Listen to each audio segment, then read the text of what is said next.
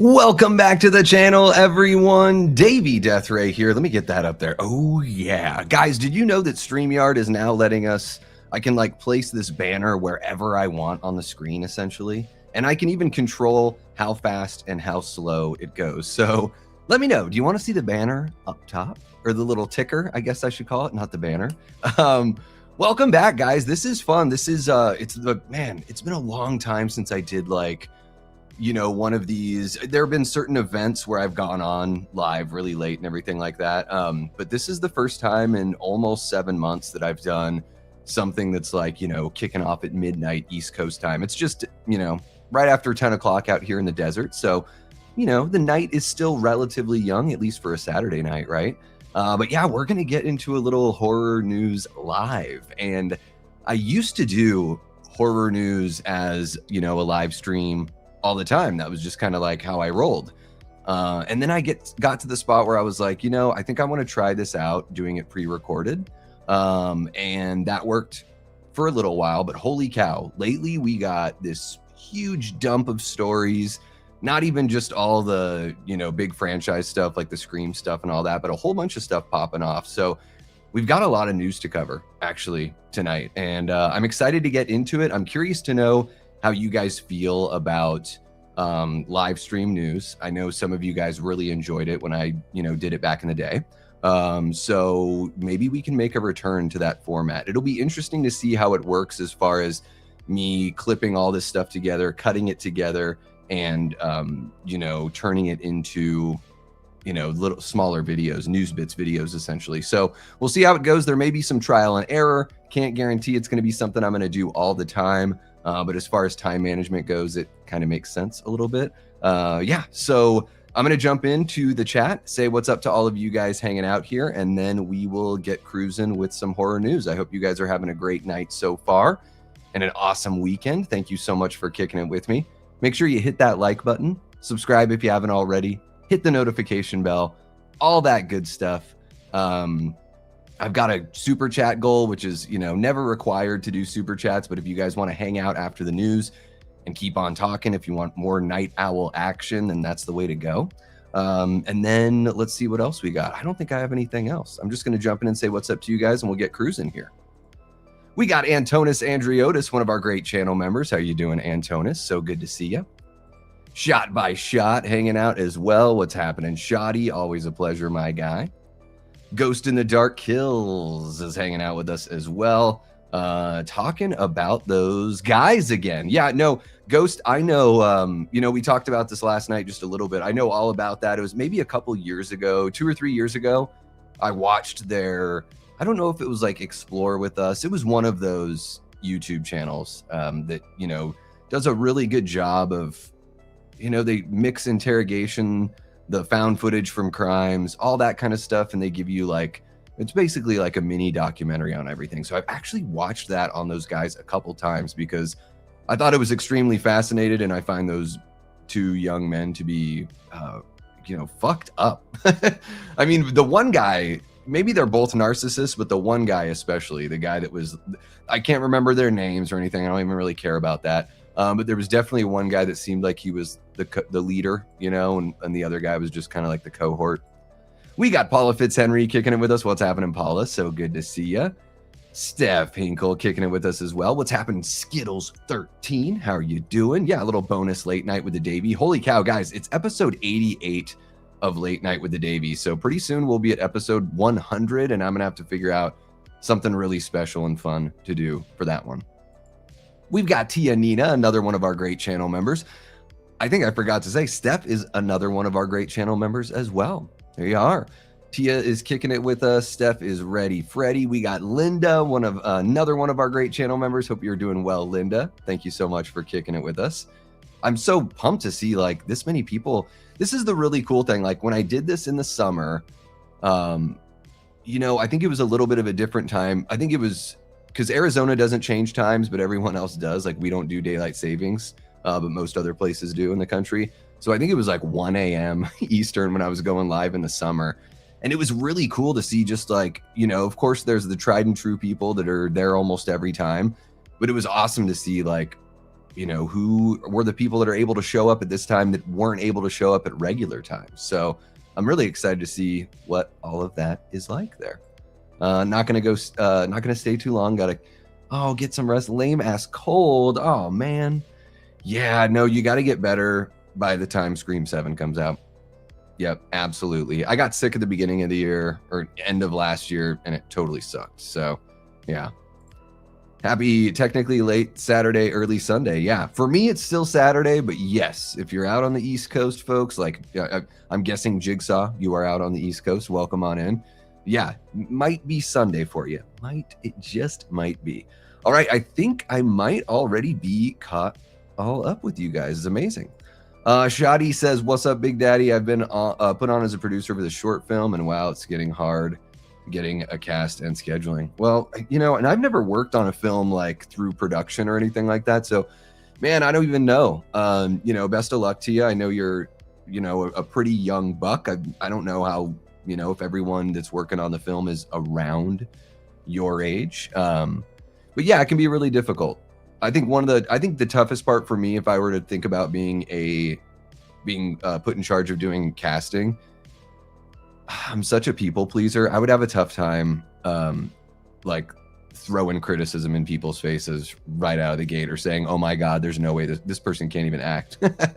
You know, that's where I would have a tough time, is like being real. I probably would be a terrible, you know, casting. What do they call them? Casting directors, or I don't even know.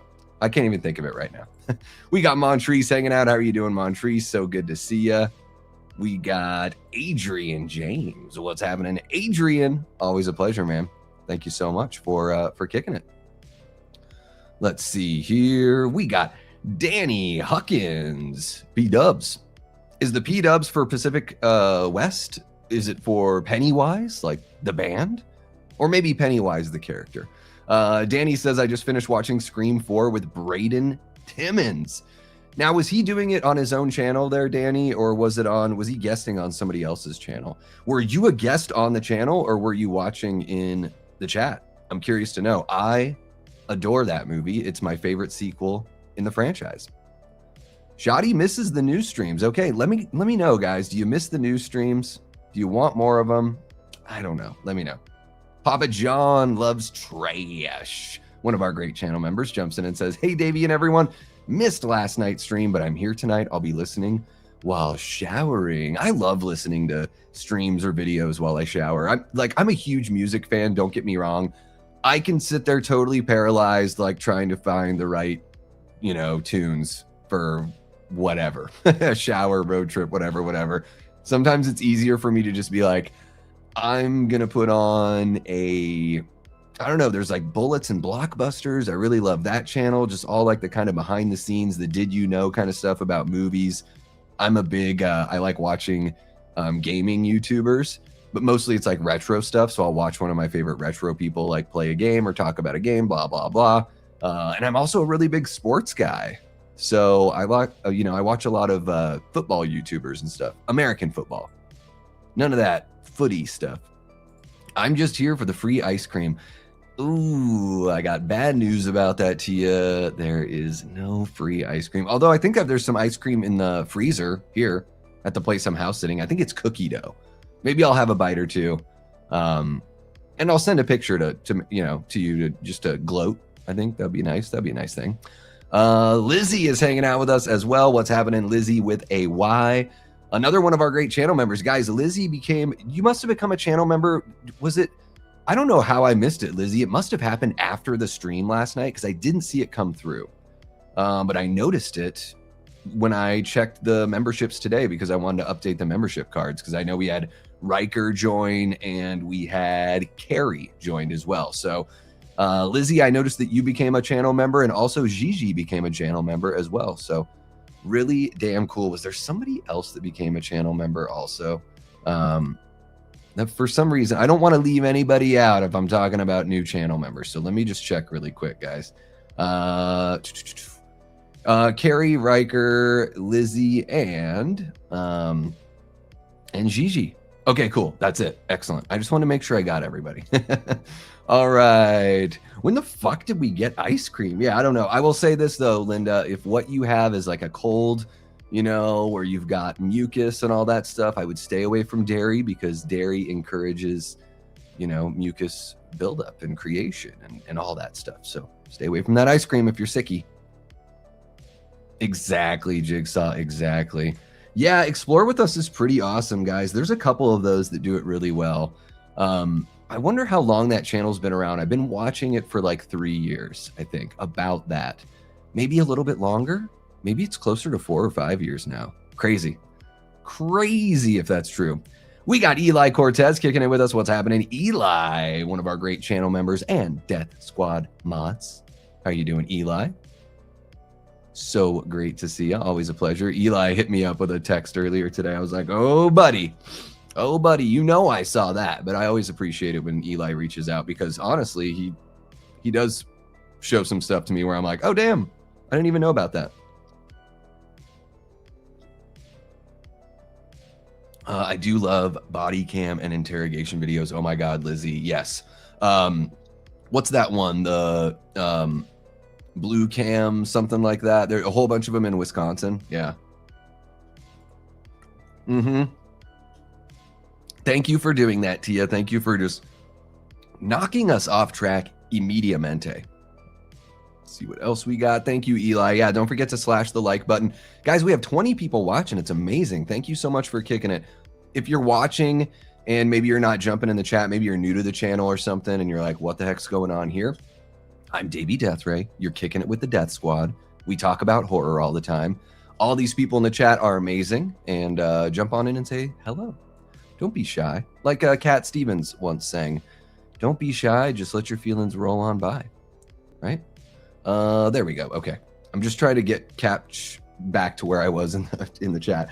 What's happening, Billy Judd? Thank you so much for joining us, man. We got Rick Bijamin hanging out as well. I think I just had to say it like that, Rick. I hope that doesn't offend you, but also I can be offensive and I don't mean anything by it.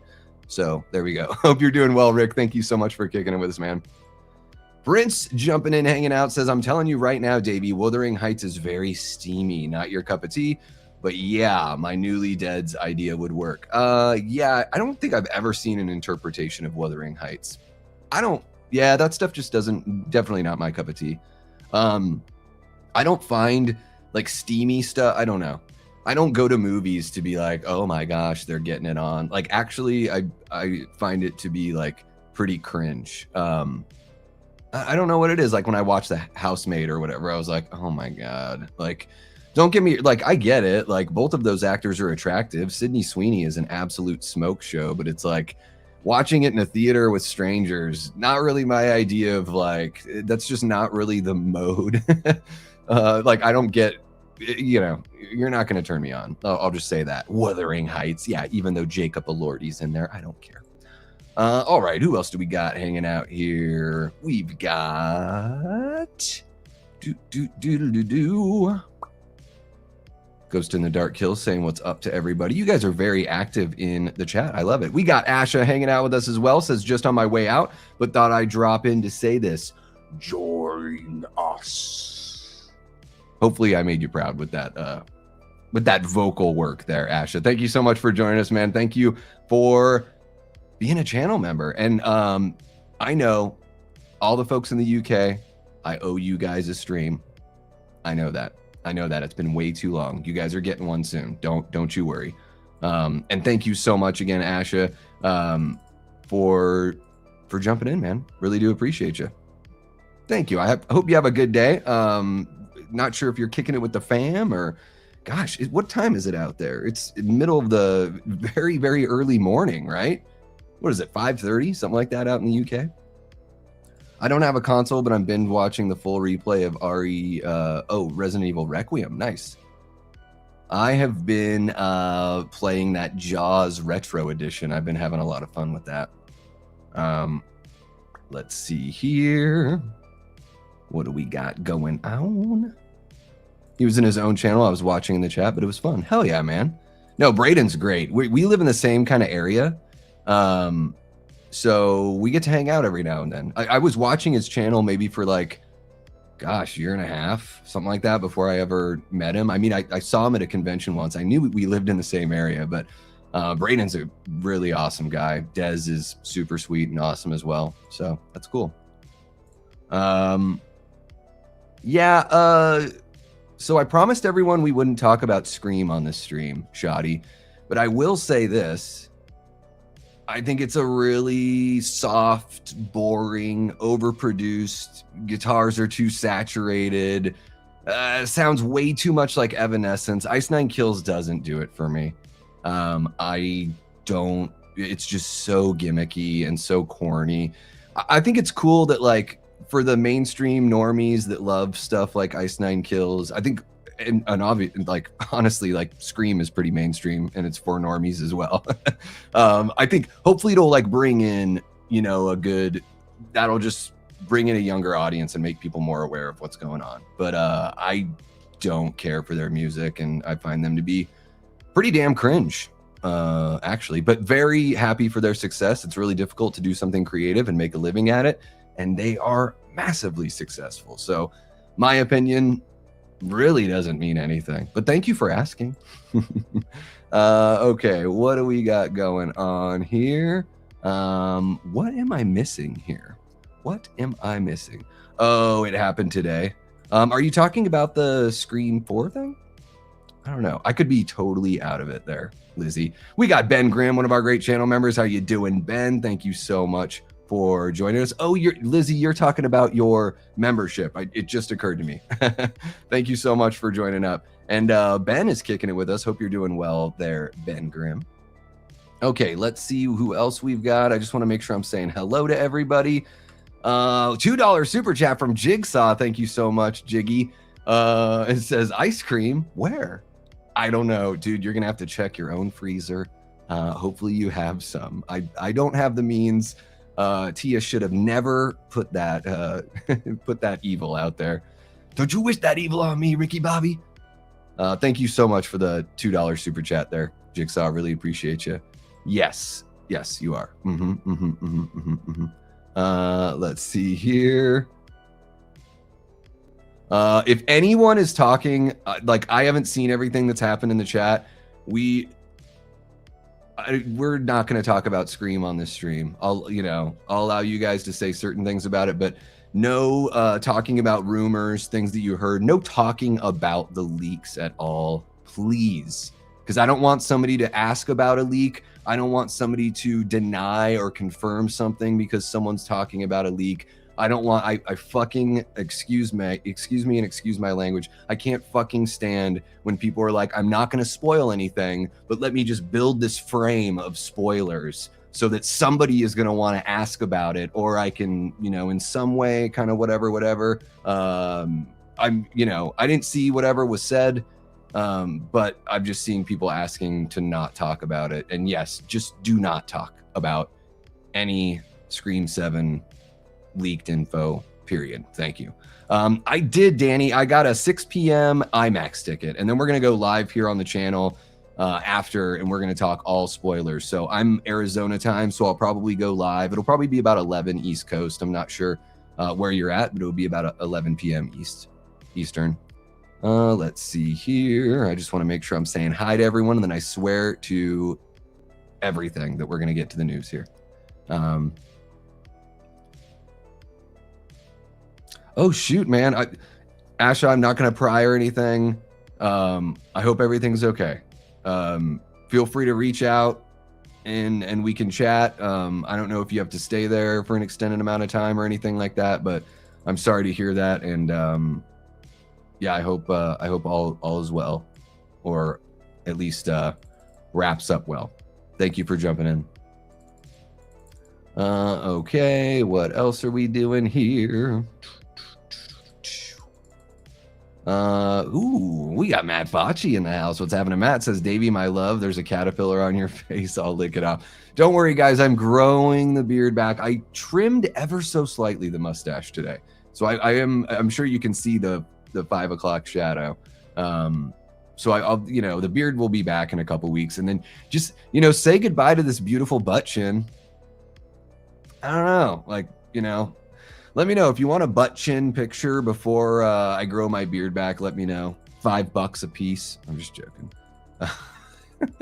10 bucks. I'm joking. Let's see here. I heard and Scream the killer. Oh, yeah. Well, there's definitely a Ghostface killer in Scream 7. Yes.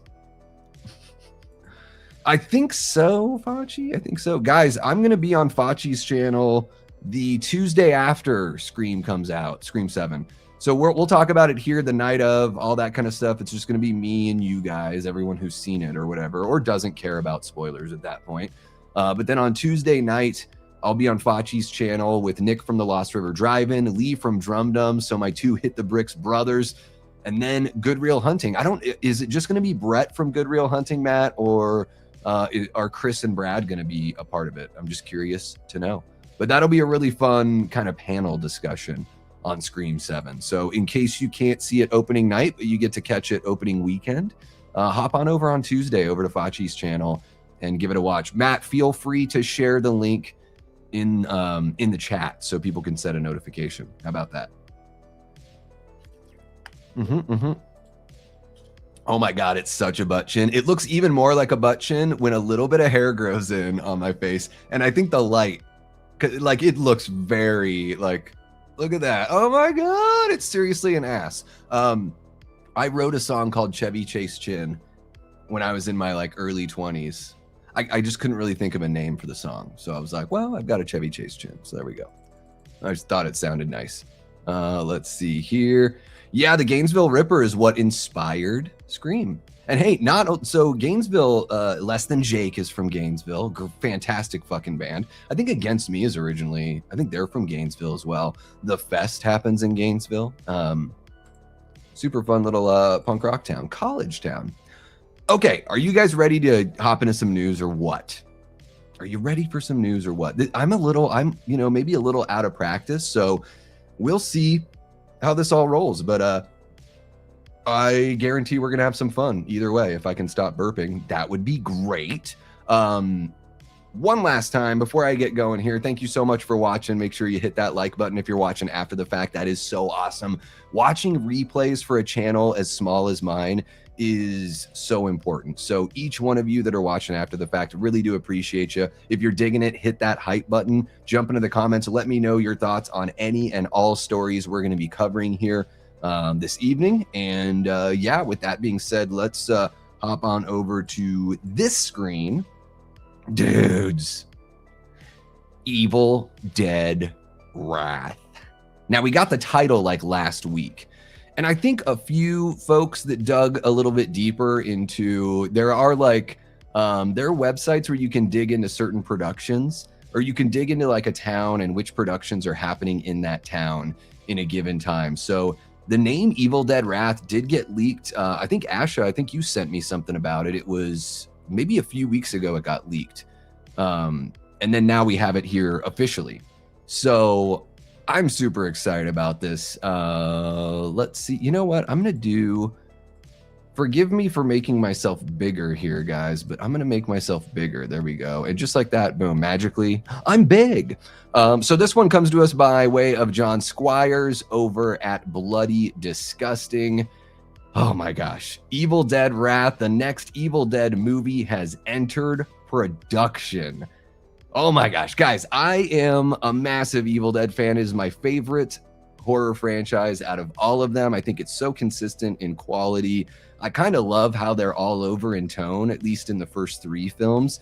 And I really like the tone that we found with 2013 Evil Dead Rise, although I think Evil Dead Rise softened a little bit compared to 2013. But I think Evil Dead Burn and Wrath are going to ratchet things up again. And I just think this is, man, what a playground this franchise is. You can do so much within the Evil Dead franchise. And what's really great is the people that created it, you know, the folks who have this franchise as their baby are still in control of producing. So Sam Raimi could make another Evil Dead movie if he wanted to, but he'd rather make other stuff and find young up-and-coming filmmakers that can play in the sandbox that he, Rob Tappert, and Bruce Campbell had created. So it's very, very exciting. Let's jump into the story right here. I'm going to hop on over to the other screen. So yeah, this one comes to us by way of John Squires. Guys, look at this beautiful graphic here. The title, I can't even read what it says at the bottom when it's like copyright, blah, blah, blah, blah, blah. But I love this title, the fuzziness, the glaucoma vision that we're getting. It's almost like the red that's surrounding the white-ish color of the lettering. It's like the red is almost seeping into that white to just dirty it up a little bit. And this makes me, before we get into anything else, I want to know from you guys, whether you're watching live, whether you're watching after the fact, what does this image make you think of? And what questions does it raise for you about the film Evil Dead Wrath? For me, and we'll get into the article and everything, but for me, I look at this and I'm like, oh, this looks like some 70s or 80s, something you would see on like a, 8mm film or so, you know what I mean? Or something like some preview on a VHS tape from like 83 or something like that. So it makes me think, oh my gosh, is this movie gonna be like a grindhouse movie that's set in the 70s, set in the early 80s? Is it gonna take place, or is it just gonna have the feel of that time? I don't know, because again, with Evil Dead, you can put it anywhere on Earth in any year, essentially. As long as that year is after the Necronomicon was created, then you're good to go. So let me know what you guys think about this title card that we got there. And the article says, we are still, I think I can start that paragraph off better. And the article says, we are still waiting on director Sebastian Vanacek's Evil Dead Burn, which will release in theaters July 24th. And another new installment of the hit franchise is already in the works.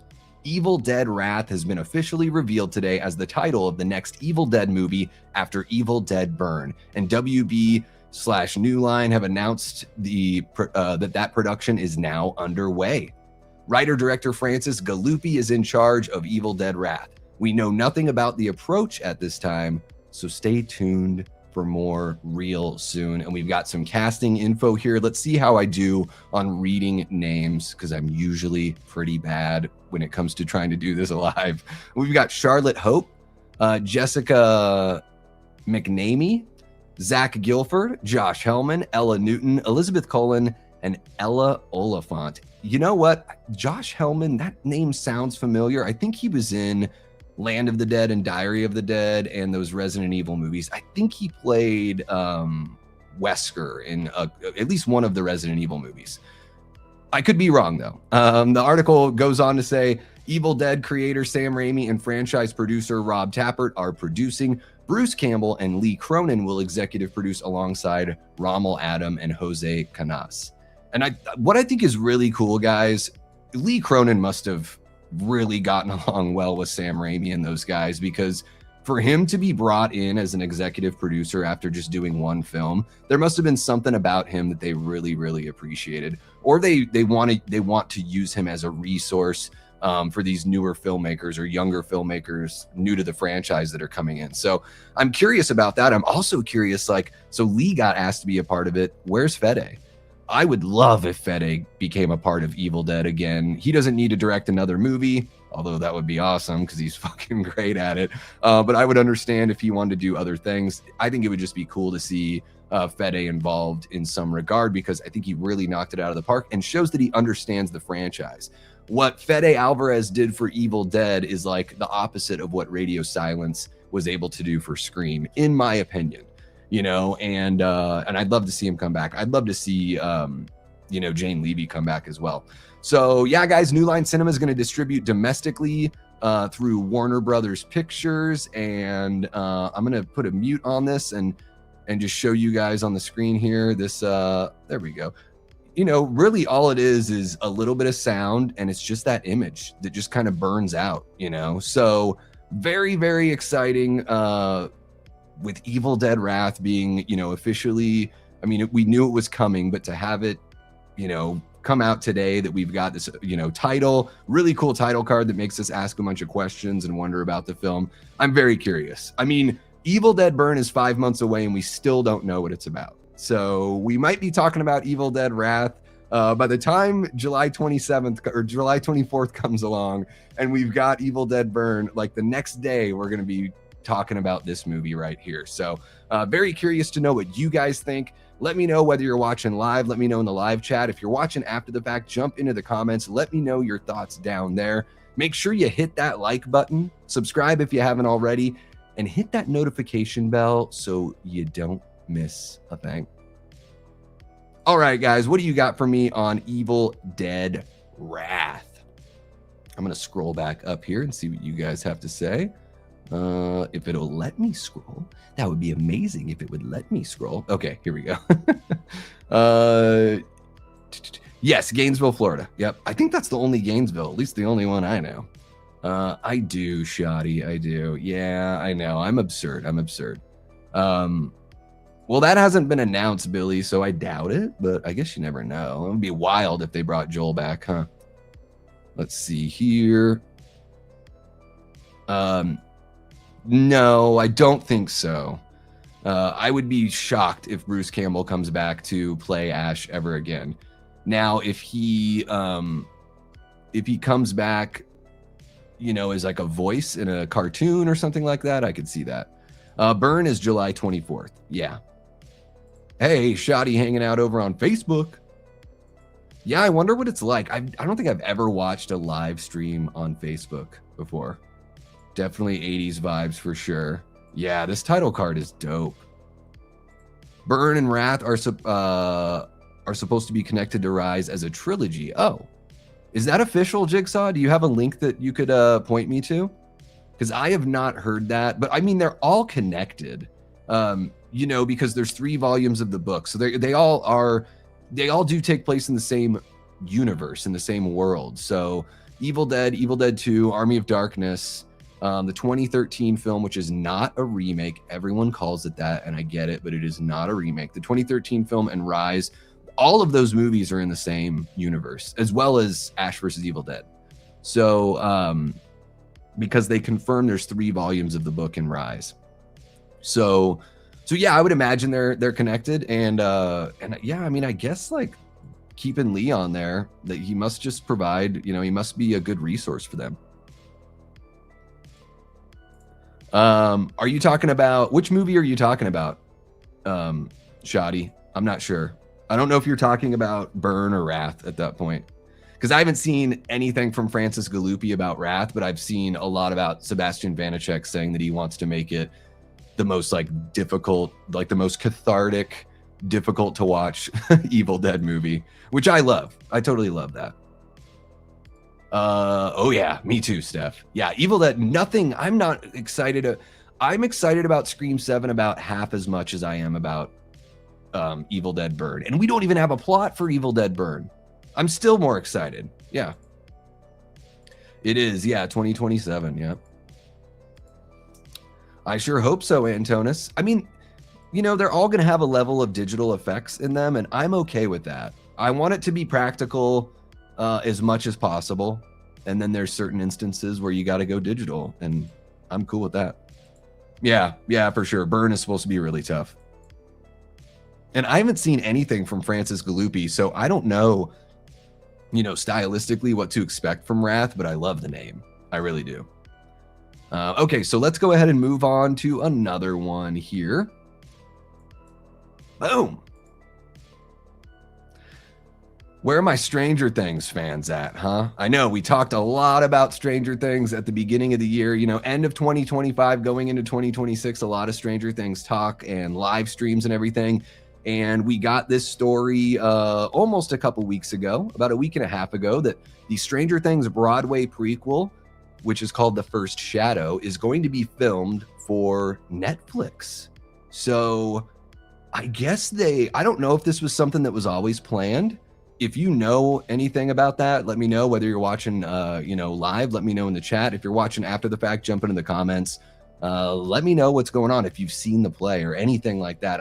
I'm very curious because, you know, with the way everybody felt about the finale of Stranger Things, I'm like, was this something they were going to do no matter what with the Broadway play? Or was it something where they're like, you know what? We know people were left wanting a little bit more. let's film that, Broadway stage play and put it on Netflix. I don't know. I would imagine it was something that was figured out beforehand. But this article here from Bloody Disgusting comes to us by way of Alex DiVincenzo. And there we go. We've got a shot of that is a pretty epic shot. Like if you're watching a movie watching a stage play and you see a shot like this with the Mind Flayer, and I'm guessing that's Henry Creel down there, soon to be Vecna. That's pretty epic for a set piece to have in a play. It was pretty wild. I dig it, actually. I think it looks like to see something that massive in person would be incredible. So again, if you were, fortunate enough to check out the play, I've heard really good things about it. Let me know your thoughts in the comments. And the article here says, despite tying directly into the final season of Stranger Things, the only way to see the prequel play, Stranger Things: The First Shadow, is live on Broadway or London's West End. But that's about to change. Collider reports that the Broadway production is being professionally filmed for a future release on Netflix, with this week's performances canceled to facilitate filming. All right, so about 10 days ago, they, canceled performances and they started filming this thing. I wouldn't be surprised to see it come out sometime in the summer. I would imagine it would be sometime in the summer, because then that gives some time in between that being released and the new cartoon Tales from 85. Sorry, I shouldn't say cartoon. I should say animated television show. I guess cartoon's like derogatory. I don't think of it that way, but whatever. Or they will release this like right before Tales from 85. So that's what I think is going to happen, either summer release or right before. I don't know. Maybe the article will prove me wrong here. The article goes on to say, based on an original story by Stranger Things creators, the Duffer Brothers, and Jack Thorne, who wrote Harry Potter and the Cursed Child, and Kate Trefry, who also wrote for Stranger Things, the prequel play tells Vecna's origin story and features younger versions of several of the series' characters. In 1959, Hawkins, Indiana, the Creel family seeks a fresh start, especially their teenage son, Henry, who is eager to escape his troubled past. Initially, things go well. He finds friendship and joins the school play. But when a wave of shocking crime strikes the town, Henry is forced to confront a terrifying truth. Is there something inside him that connects him to the horrors unfolding around him? As this thrilling mystery races forward, shadows of the past are unleashed, relationships are tested, and the town of Hawkins faces the ultimate question: can the power of friendship outshine the darkness within? Produced by Netflix and Sonia Friedman Productions, Stranger Things: The First Shadow is directed by Stephen Daldry, co-directed by Justin Martin, and written by Trefry. How do you say this name? Let me know. Lewis McCartney stars as Henry Creel alongside Rosie Benton, Alex Bro, and a whole mess of other people. And the show opened up, West End in 2023, before coming on over to Broadway in April of last year. That is wild. I had no idea the play was going on that long. I had no fucking clue. I thought it just opened up like last spring or summer. That's wild. Went on to win 4 Emmy Awards: Best Scenic Design, Best Lighting Design, Best Sound Design, and a special award for the illusions and technical effects. So special award for that. I don't know if that means they created, an actual category for them because the effects and all that stuff was so, outlandish and amazing. I'm curious to know. Let me know your thoughts if you've been able to catch the stage play. There's also a trailer here, but Netflix will throw a fit if I show it, so I will not be doing that here. But let's see. I'm gonna put it on this image there. This thing is so badass looking. Look at that. Look at this damn thing. Look at that. Look at that. Man, this is interesting. I think what I'm most curious about here, because prequels don't interest me very much. Like, we already know what happens with Henry. I don't really care if he was friends with Joyce and she almost saved him. Like, kind of a moot point, kind of dumb. I don't even think they'll do that because Joyce never even mentions having known who this person is. And I don't even know if the name even ever gets mentioned around her. But what intrigues me the most about capturing a stage play on film and then cutting it together for television is just the process of blending the two kinds of visual storytelling. I think it'll be fascinating to see, you know, how many cameras are used, what the editing is like, if they add any digital effects or anything like that. I'm very curious to see how these performers do. And maybe some of them rise to stardom as a result of this being released, you know, on Netflix, or at least, you know, a door is open for them to get to work on film and other streaming stuff, depending on how well they perform here. But I'm very curious, like this monster, this, you know, Mind Flayer thing here looks incredible. So I would love to see, I'm just fascinated at the idea of a stage play being converted into a film. I think it's really cool, and vice versa. I think it's just a cool thing to, you know, to see work out.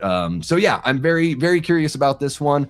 But I'm also curious to know what you guys think. So whether you're watching live or you're watching after the fact, jump into the live chat, jump into the comments, let me know your thoughts on Stranger Things, The First Shadow. And I don't know, are you looking forward to this? Are you so done with Stranger Things after the, you know, lackluster finale? Or are you at the point where you're like, you know, I actually need something to cleanse the palate? Let me know everything you've got in the chat or in the comments, guys. Thank you so much for checking out the vid. Make sure you hit that like button, subscribe if you haven't already, and hit the notification bell so you don't miss a thing. Okay, let's see what you guys are saying about this one, y'all. Maybe I should do something like this on the in-between. There we go. That way I can see, I can monitor myself more closely. All right, let me get back to where we were. I don't know what's going on with StreamYard, but it is driving me nuts. Oh, no, this is a totally different film. Yeah, totally different. Super exciting stuff. Yeah, I love it. Yeah, you know, me too, especially seasons 1, 3, and 4. Yeah. It's not a musical. I mean, Broadway is just, you know, there's tons of theaters there. So it's not, as far as I know, it's not a musical, right? Is it a musical? They don't say it's a musical here. I don't think it's a musical. Anyways, I haven't heard anything about that. So if you've seen it, let me know. I'll check out the play. I think I'm going to pass on the animated series, though. Yeah, the animated series looks kind of like, what's the point? So, like, nothing important must have happened in Tales from 85 because seemingly none of it's ever mentioned again. So, yeah. Yeah, I mean, pretty much. They're just going to fill us in on the stuff that happened to him in high school, I guess. I don't know. We'll see. We'll see. I'll check it out because I talk about this stuff on YouTube. But if I didn't have a YouTube channel, I don't know. Like, I think the animation looks really cool. I just wonder, like, what's the point of the story? You know, how does it tie into everything? Let's see. Let's see. You know, Billy, I don't know. I think it's mostly going to be, yeah, it sounds like it's going to be sort of like a teen drama with, some supernatural stuff going on. So I think, you know, what we saw in the TV show, I don't know if we're going to see, you know, all of that tie back together as far as the guy in the cave. Let's see. Let's see. Oh, we love you too. We love you too, Paula. We got Aaron Click in the house. What's happening, Aaron? So good to see you. Hope you are doing well. I'm done with Stranger Things Ecuador. Did your phone put Ecuador in as a autocorrect thing? That is amazing. I love it. If that is a phone mistake and not an Aaron Click mistake, I love it even more. Love it even more. It was supposed to be because, and it turned into Ecuador. That's amazing. That is truly amazing. You know, I will say this. You can't even get to seasons 4 and 5, Aaron. Season 4 is really good. The show could have ended right there. But season 4 is really good. A lot of people say it's the best season. I think 3 is the best season. I just really like its vibes a lot. So, yeah. Okay, let's move on to another story. And this one is this one's pretty fun and a little bit different. Let me jump back on over here. Let's see. There we go. Guys, I'm really curious to know what you think about this, because making that shift from comedy to horror or vice versa, I think is kind of a natural shift for writers, performers, directors, all that kind of stuff. We've seen plenty of it. We've seen a lot of it, like even just lately, you know. Zach Kreger was in The Whitest Kids You Know, and now he's one of the biggest, hottest horror directors in the industry, right? And then we've seen David Gordon Green go from comedy to drama, like really wacky comedy to serious drama, to the Halloween franchise. So there's been a lot of that like back and forth play. And here we go. We've got an article here from John Squires over at Bloody Disgusting that has a headline that reads, "They Know Bill Hader will write, direct, and star in horror movie from his own original story." And that might be the part of it that makes me most excited, is that this is an original Bill Hader idea. And I know he's a massive horror fan. He and I have both described Evil Dead as punk rock. Now, I said it way before Bill Hader ever said it, but no one knows who the fuck I am. So I guess Bill's going to get the credit on this one. But I love Bill as a comedian. I think he's hilarious. He seems like a down-to-earth guy, really hardworking performer and all that stuff. And I'm excited for him to jump into horror. I think he's got a respect and a love for it, and I can't wait to see how he works that in. And we got this really sad looking picture of him. Looks like he's got zero makeup on. I think this is from It Chapter 2, which was just one of the most gruelingly tough movie experiences for me to get through. It just bored the hell out of me. But let's check out this article here from John Squires that reads, While Bill Hader has directed many episodes of his series Barry, he hasn't yet been in the director's chair for a feature film, but that will change with They Know, Deadline reports. The outlet reports that Bill Hader will write, direct, and star in the upcoming horror movie They Know, based on an original horror story Hader created with Barry collaborator Duffy Boudreaux. They Know centers on a divorced dad, played by Hader, who grows suspicious that his ex-wife is secretly dating a mysterious man who is having a strange influence on their children. MRC is the studio financing the feature, which goes into production this spring. Wow, that's really quick. Goes into production. They don't even say pre-production. Maybe that's what they're kind of getting at here. But I guess they sounds like they kind of got it all figured out. Bob Graff and Bill Hader will produce via Hanrapley, with Alyssa Donovan co-producing. In front of the camera, Bill Hader, of course, made his mark on the horror genre as Richie Tozier in Andy Muschietti's It Chapter 2, the adult version of the Losers Club character. And of course, stay tuned to Bloody Disgusting for more on Bill Hader's horror movie They Know as we learn it. So going into production this spring, so this plot, as my mouse freaks the fuck out, this thing drives me nuts, you guys. Like if I breathe on this thing, it just flies down the webpage. So the ex-wife is secretly dating a mysterious man who's having a strange influence on their children. I'm curious if is this going to be like some sort of cult thing? I hope it gets really dark and really fucked up. I want to see him really go for it here. I've never seen Barry.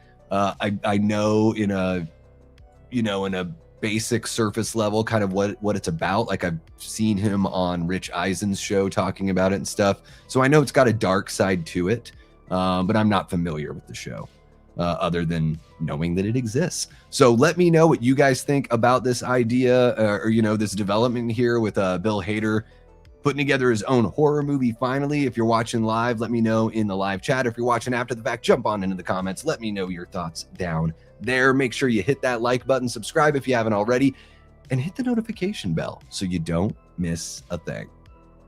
All right, what do you guys got on this one? Let's see here. I'm going to hop back on over. Not there. There. How are y'all doing? Okay. Dude, this is StreamYard's driving me nuts, guys. I'm sorry. I'm trying to keep it together here, but having a really difficult time with StreamYard. Just going to be honest. It does do weird auto corrections there, Aaron. Let's see here. See what you guys are saying. Isn't Bill Hader the Cat in the Hat this year? Whoo, Billy, I have no idea. Cat in the Hat, that stuff is way off my radar. Maybe he is. Are they already doing another Cat in the Hat? I love the Nostalgia Critic review of Cat in the Hat. Hilarious. Lizzie will watch the fuck out of a Bill Hader horror movie.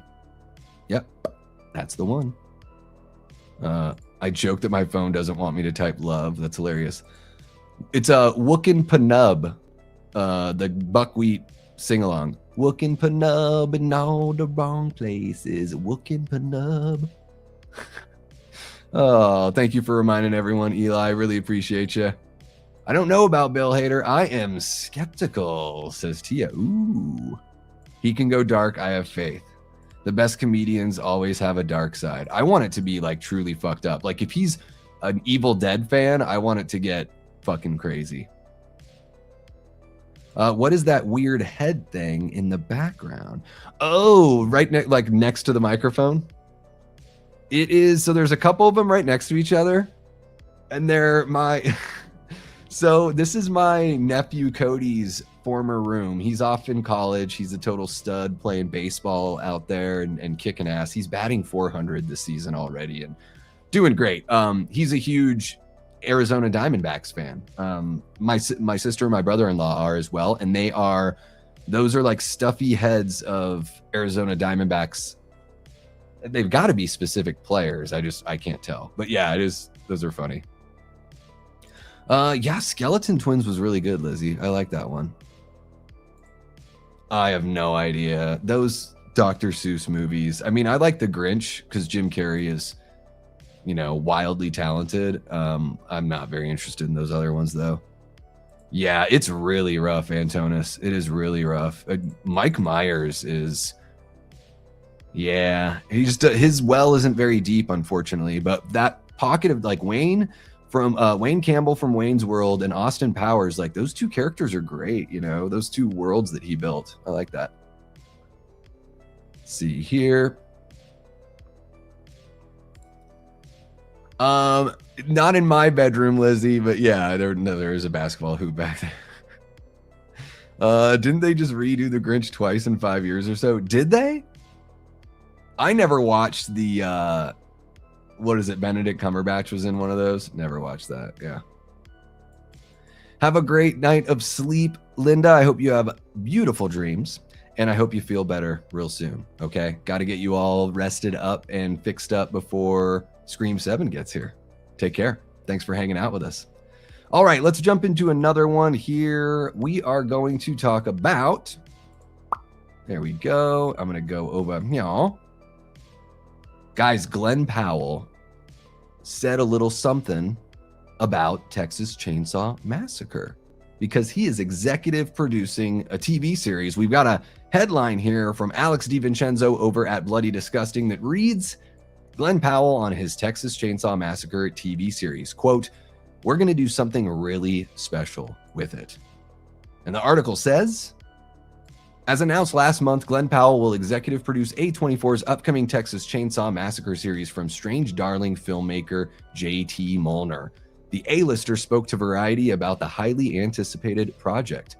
Quote, "Texas Chainsaw is, I think, one of the most brilliant horror movies. It defined the genre. I feel that A24 is a place that's really making such special things, and they're such a custodian and guardian of quality." He continues, quote, "I know we're going to do something really special with it, so I'm feeling very, very good. It was a long process to get there, but I know we have something really fun ahead." And Powell confirms that as of now, he only plans to produce and not appear in the series, but he is, quote, definitely going to be very involved in the production. So he's producing along with Dan Cohen via Barnstorm, alongside Spooky Pictures' Roy Lee, who produced Weapons, and Steven Schneider, who produced Paranormal Activity. As well as Stuart Manishill from his house, Image Nation's Ben Ross, Late Night with the Devil, I like that one, and Exerbia Films' Kim Hankel, who co-created the Texas Chainsaw Massacre. So there you go, Kim Hankel involved. That's the only name I really need to know. It doesn't guarantee that it's going to be good, but it guarantees that somebody's going to be there that was there for the original, which I think is really important. So And yeah, I guess you can look at some of what Glenn says here. It's very, I guess we could have watched the video or whatever, but you can see here, this is where all the quotes came from. So he's at I don't think this might be a red carpet thing, but it also might be inside of a convention hall or something like that. So he's speaking with Variety, and, to answer these questions in passing, it's got to be pretty tough.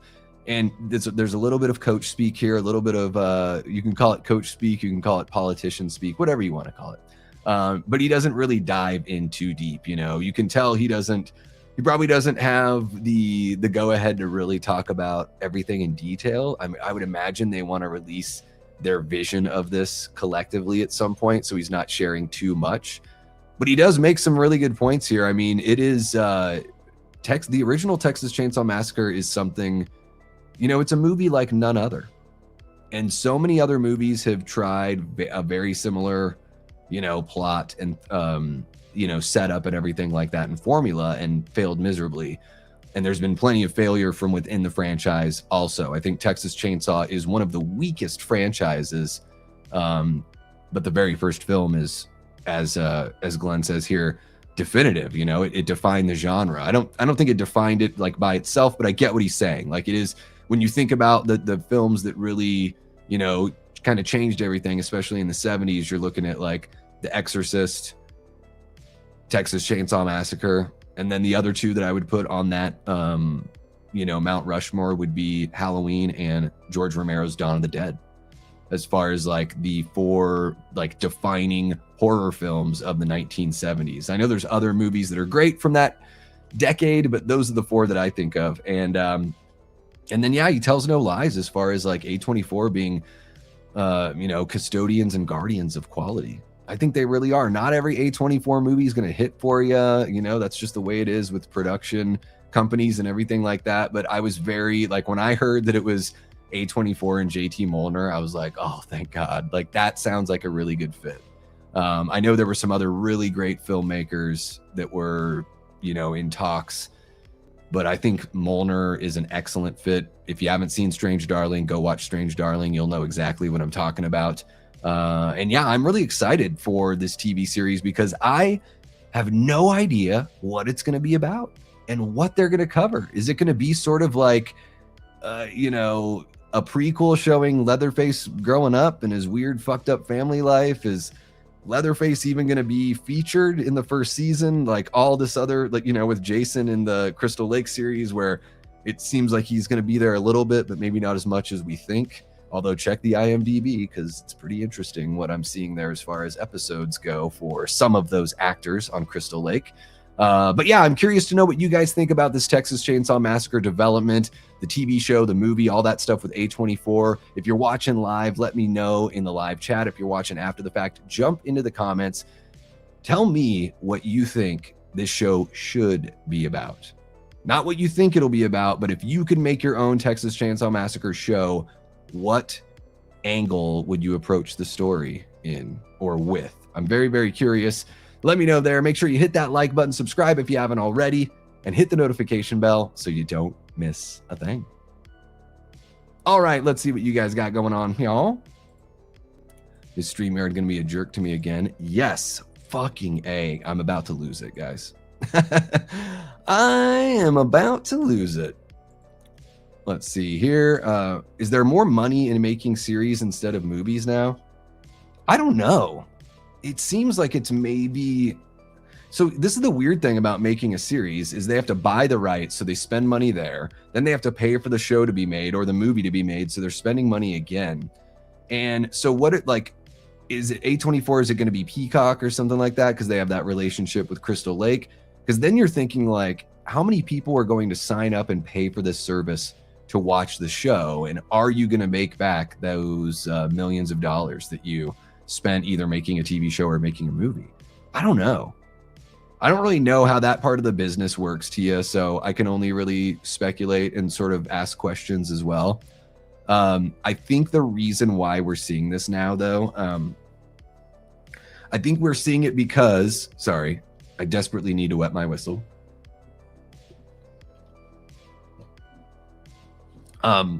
I think we're seeing with Crystal Lake and now with Texas Chainsaw Massacre, and there's, talks of a Halloween show as well without Michael Myers. Interesting stuff. I think what they like doing is just testing the waters, seeing if they can get a mainstream audience. That if all they did was put out a TCM movie, they know a lot of people just would totally skip out on it. But if they have a show on Peacock and they get people hooked, the way shows like Yellow Jackets and Stranger Things have hooked people, right? Then you can say, hey, guess what? We've got a follow-up hit in the theaters. And a lot of those people, not all of them, but a lot more of them are inclined to go check out that movie now and pay the big bucks at the theater than would have been otherwise. That's my inkling here. And I could totally be wrong, but I think that's kind of what it's all about. It's about trying to set up not a whole new audience, not do the Disney model where you just demolish the current audience and build another one. I think they are just looking to re-engage fans of horror and TCM, and then also try to bring in some new people because the name's got recognition. So yeah, that's what I'm guessing for sure. Let's see here. What do we got? Yeah, I never saw that one. Never saw it.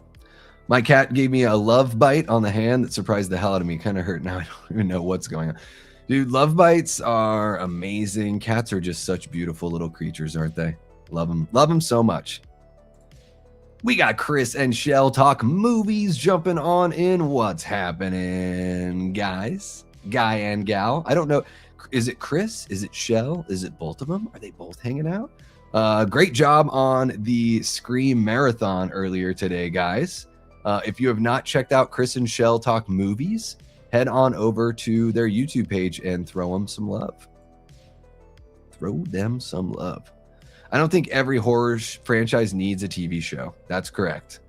I don't think so either. I think it's just, like I said, I think it's their way of trying to add to the audience before they invest in a feature film. Yeah. I think they're doing it with like Antonis, I'll say it this way. I think they're doing it with the best interest in the property at heart. I'll say that. I am a fan of the newer animated Grinch too. Oh, maybe I need to sit down and watch the whole thing. I follow this account. I follow a lot of like animal accounts on Instagram, a lot of like cat, fosters, adopters, parents, special need cats, all that kind of stuff. And Ella watches TV. Unfortunately, sweet little Ella crossed the Rainbow Bridge, a couple months ago, maybe something like that. But she loved watching the Grinch, and her owner would post all these videos. She sat in a little couch and she would watch all sorts of TV and movies. It was amazing, but the Grinch was her very favorite. And it's crazy to see how engaged she was with watching the TV. My cats were never really into that. They kind of liked football, okay, if it was on like a phone or a pad, but the TV, they didn't really seem to care about too much. I really wanted to be about the town, how everybody became poor and had to come into the, okay. So Steph says she really wants the show to be about the town becoming like desolate pretty much. And the family has to resort to eating people. Because I'm pretty sure they're not the only family that was doing that in the area. Oh, gotcha. That would be interesting. I think that would be an angle, if you're like, what are their what's their last names? Why can't I think of the Hewitt? I think that's the name that they gave the family. I don't know if they're called that. I don't know if they're referred to that in the first movie or referred to as that in the first movie. But that would be interesting to see if it's like a group of families that start doing that. Some sort of crazy cabal, I don't know, Billy. We don't know when the show takes place, right? So we don't know if the show's going to have anything to do with the first movie. It could take place before. It could take place after. It could be a retelling of the first movie. We just don't know. So I don't know if Sally's returning. I would imagine we're going to get a whole new slew of characters here. Did you love my chainsaw? I don't want a TCM prequel or direct sequel. I just want a group of young adults to stumble upon a random house in Texas, says Papa John loves trash. And it could be that too. I mean, I think it's going to be a prequel, or so it might be totally disconnected from the movies we've seen.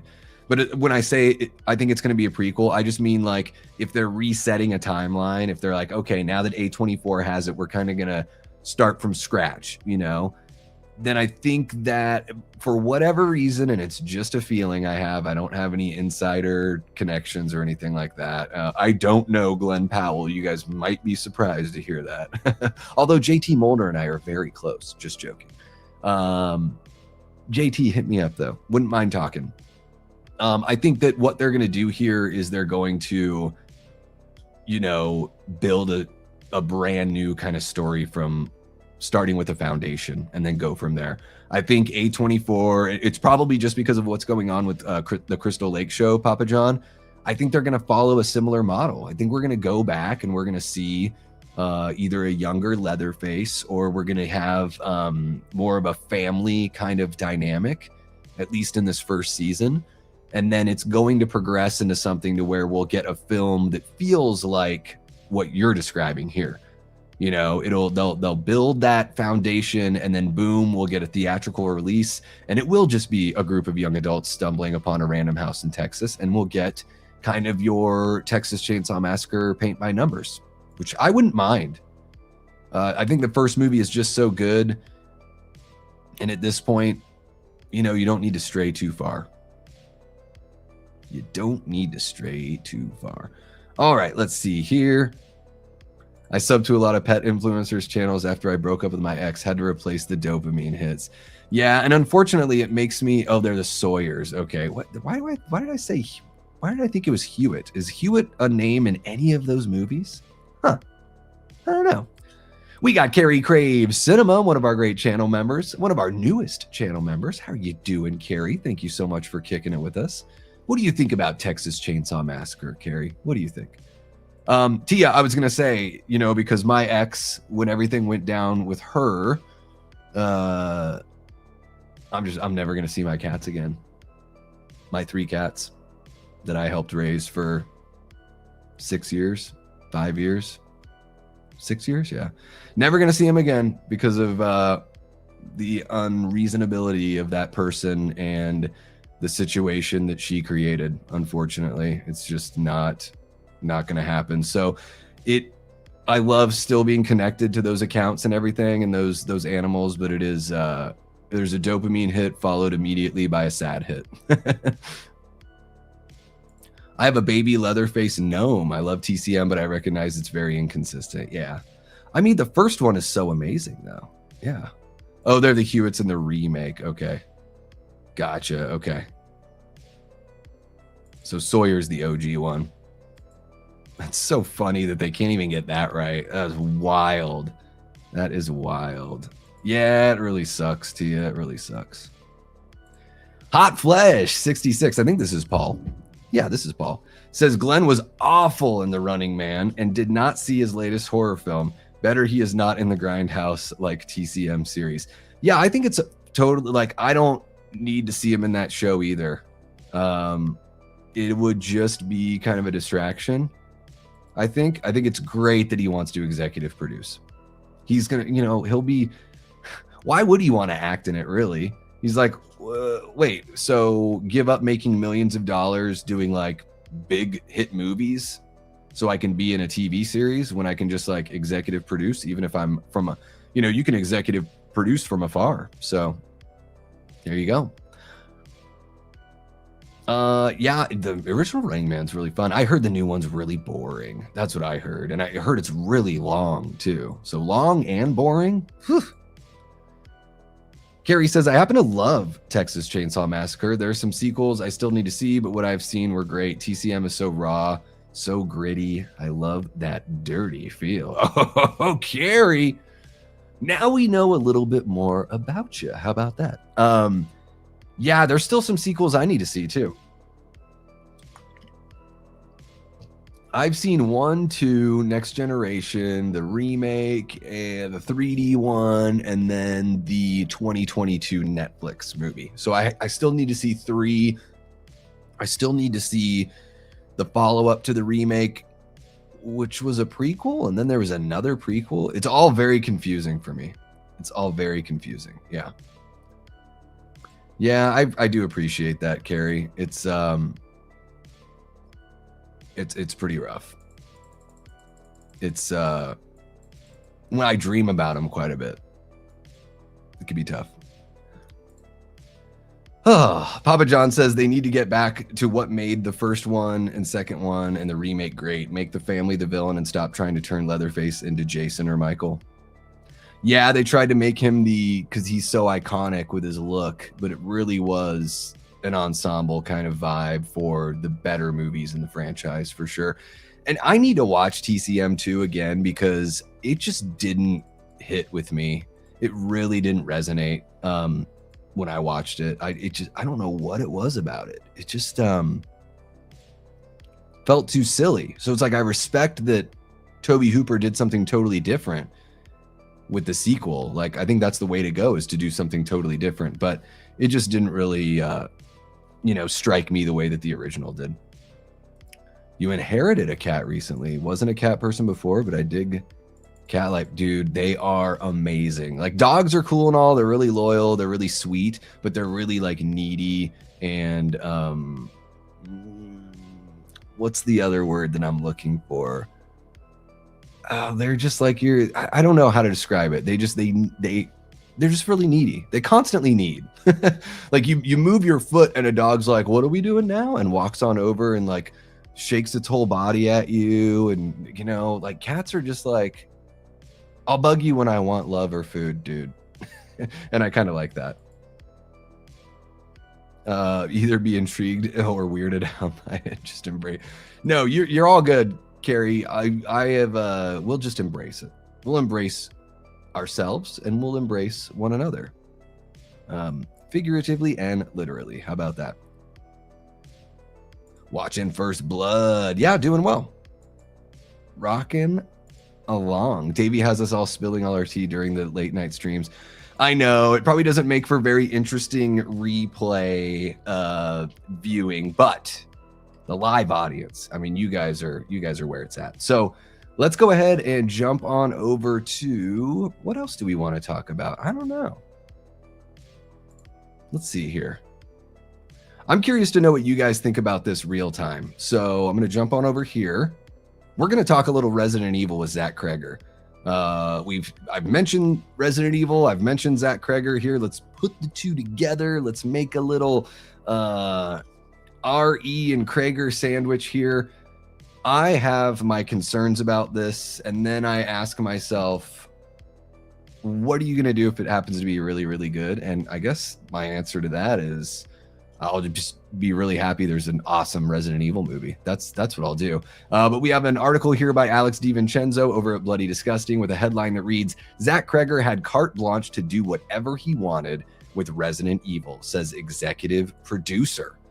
Let's jump in here. We've got, I think this is from Welcome to Raccoon City, which was a total miss for me. So weird, it's got some elements of the video games that I liked, but other changes that they made, I'm like, so you wanted it to be like the video games, but then we're just gonna race swap everybody or something. It just seemed really odd to me. Like you're either faithful or you're not, or you're doing your own thing or you're not. Can we just get a Leon Kennedy that looks like Leon Kennedy? Is that too much to ask? The article says Zach Kreger will follow up his global hit to weapons with Resident Evil, a decidedly fresh take on the long-running franchise. Constantine Film CEO Oliver Bourbon tells Deadline that the new film is, quote, far away from everything that is connected to Resident Evil, only because Zach Kreger has his own style, end quote. What the fuck? What does that mean? Far away from everything that is connected to Resident Evil. Okay, I just want to be back on the hate train. Why is it a Resident Evil movie then? What the fuck are we doing? Excuse my language. Is it just because it's a recognizable name and he has a recognizable name now? Is that the only reason why? Zach Kreger couldn't just make a zombie movie? This is just a fucking zombie movie that's his own story. I don't get it. This is like getting me even more worried than I was before. So let's keep on going. This is great. I'm having a total meltdown here. When it came to entrusting Resident Evil with a new voice, Bourbon admits it was a no-brainer to give Kreger carte blanche to do whatever he wanted with that IP. Oh, fuck. We are in trouble, I think, guys. He adds, quote, with Resident Evil, we have had an incredible journey with one of the most successful international IPs of more than $1 billion in box office for many years, and now we are creating something new. Not just a new story idea, but to allow a new generation to take the IP into their own hands and form something different. It was already really fucking different, guys. Sorry. Let me see if I can reel it in. I'm just like, I'm not even the hugest fan of every video game in this franchise. I haven't even played every video game in this franchise, but I'm a huge like zombie movie fan, and I understand that Resident Evil is that and more. But the movies strayed so far from the video games. There are characters and there are moments and all that stuff, but I don't think any of them tell the story of any of the video games. They all tell their own story and work in moments and characters from the video game franchise. So we've already done this. We've already gone on this path.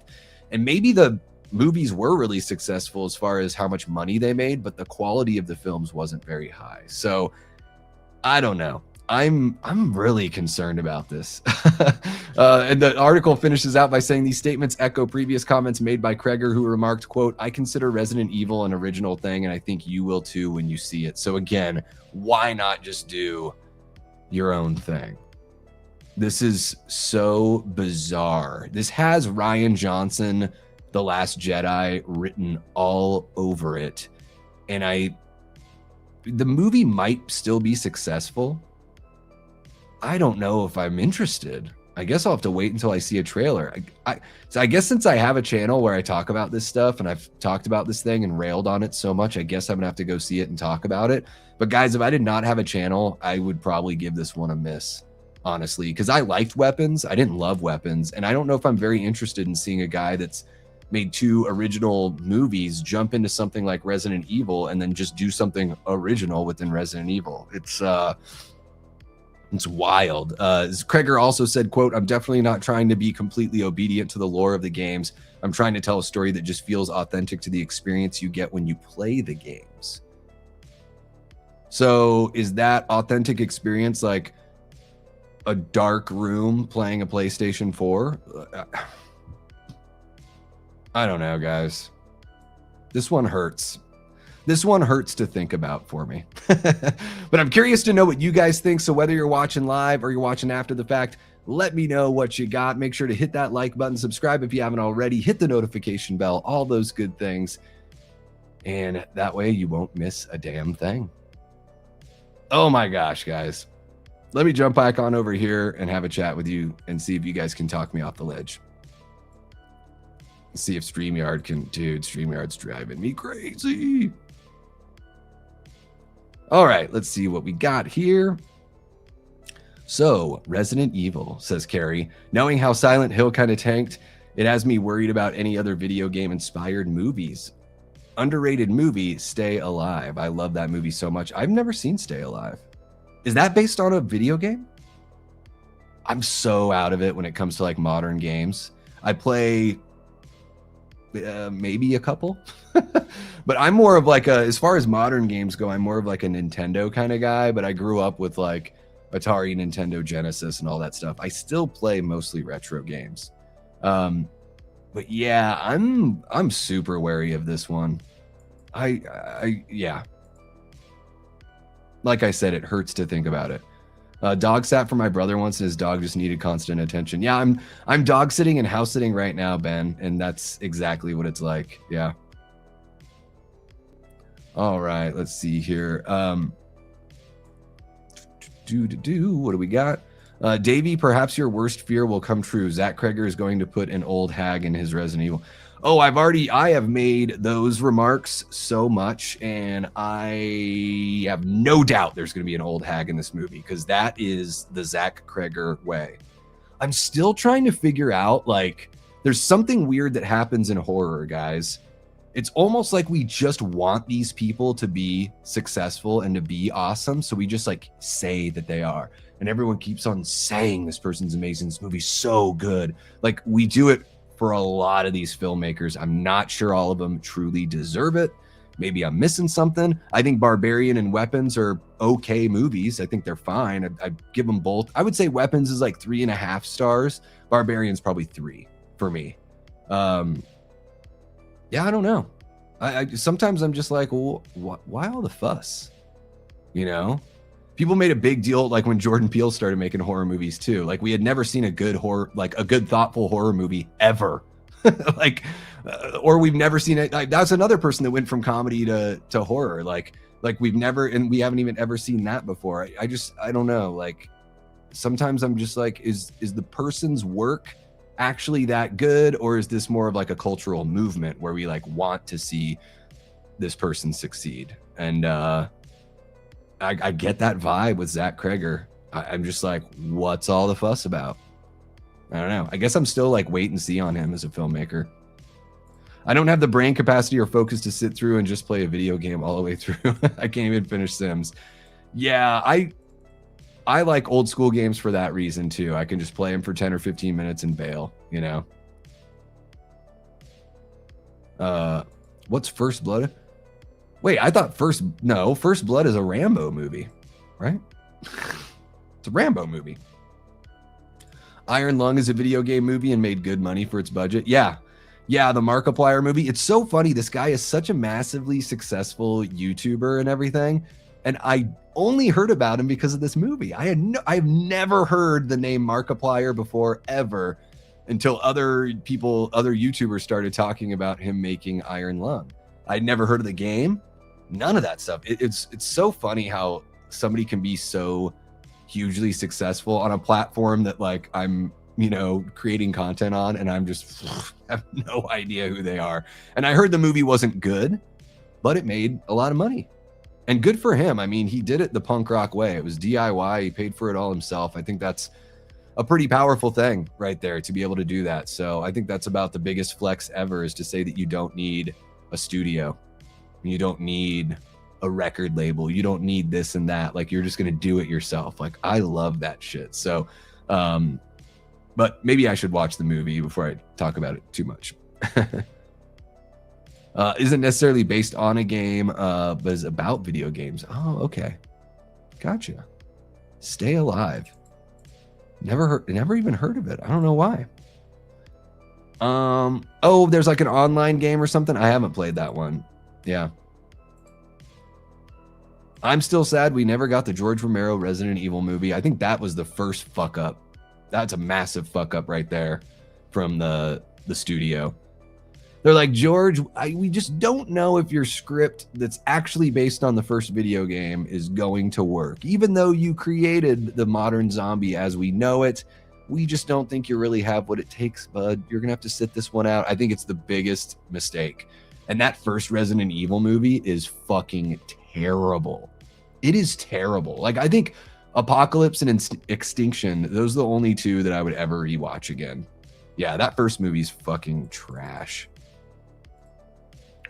I totally know this is a generalization, but I feel like certain corners of the Hollywood filmmaking community have no ability or lacking. I'm guessing you're saying lacking the ability to make compelling movies, especially video game films. Yeah, because they keep on doing this like fence sitting shit on video game movies. We're like, we're going to kind of do the video game thing, but we're also going to do our own thing. And it's like, dude, just pick one. But don't do Resident Evil as your own original idea. Fucking weird. We are excited, Ghost. Yes, all of us are very pumped. Oh, gotcha. So Stay Alive sounds like a video game version of A Nightmare on Elm Street. Is that right? That's what it sounds like. Oh, Markiplier?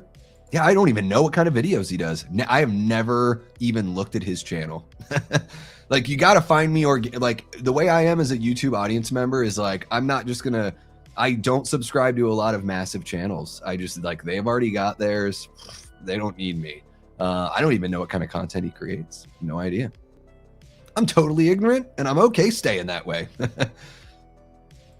That's so weird that they called their documentary about true crime events that they named it the same thing as the first Rambo movie. That's really fucking weird. They didn't even like think about that. That's bizarre. Yeah, I haven't even heard of it. I should check it out. Here, I'll look it up so I remember to watch it later, because Carrie, I am on a quest to watch 365 movies I've never seen in my life before. Oh, sweet, and it's only an hour and 26 minutes. Okay, cool. So yeah, it sounds like A Nightmare on Elm Street meets video games. Dude, this guy's wearing a backwards, like, casino visor. Oh, man, he's got, like, a backwards Hunter S. Thompson visor on. That's amazing. Silent Hill Townfall incoming. I'm binging that shit up. All right. I've never played any of the Silent Hill games either. Yeah. It's a corporation that creates a drug that can reverse aging, but something goes horribly wrong and it actually turns people and other creatures into zombies. Animals and people into zombies and other like monstrous whatevers. Like what's her face becomes at the end of the substance is kind of looks like something from Resident Evil. There you go, Antonis. But this is what I would recommend, Antonis. Just search on YouTube Resident Evil 2. Start with the second one. That's where the series really took off. The video games. Oh, he's a gamer. Gameplay of various games. Okay. All right. And I know, yeah, Iron Lung's a game as well. So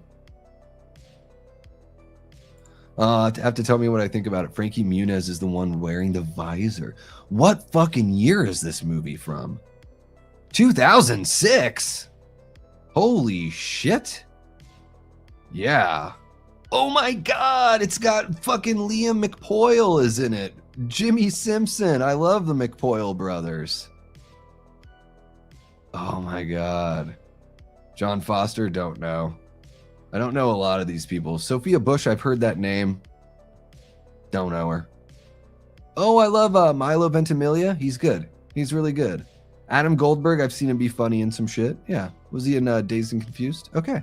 Frankie Muniz. Dude, Frankie Muniz looks like the because I got Scream on the brain. He looks like the kid from Scream 4 that's like, you can't kill me, I'm gay. Just in these couple pictures that I'm seeing. Like a similar kind of like aesthetic to him. This fucking visor's cracking me up. Like it is like he's betting at the racetrack or something like that. It's pretty funny. Let's see here. What do we got? Welcome to Raccoon City. Love that one. Neil McDonough was a good monster. I tried watching that one, and the first like 30 or 40 minutes, I was like, why is this film like black and yellow? I can hardly see anything. This is so far from the video games. And I guess like I watched to the point where he's like getting to the police station or whatever, but it was just, I was just wasting my time all the way up until then. And I was like, dude, I can't do it. I'm out. All you've been doing is wasting my time. It's like me and Mr. Beast had no idea who he was until he did the Squid Game stuff.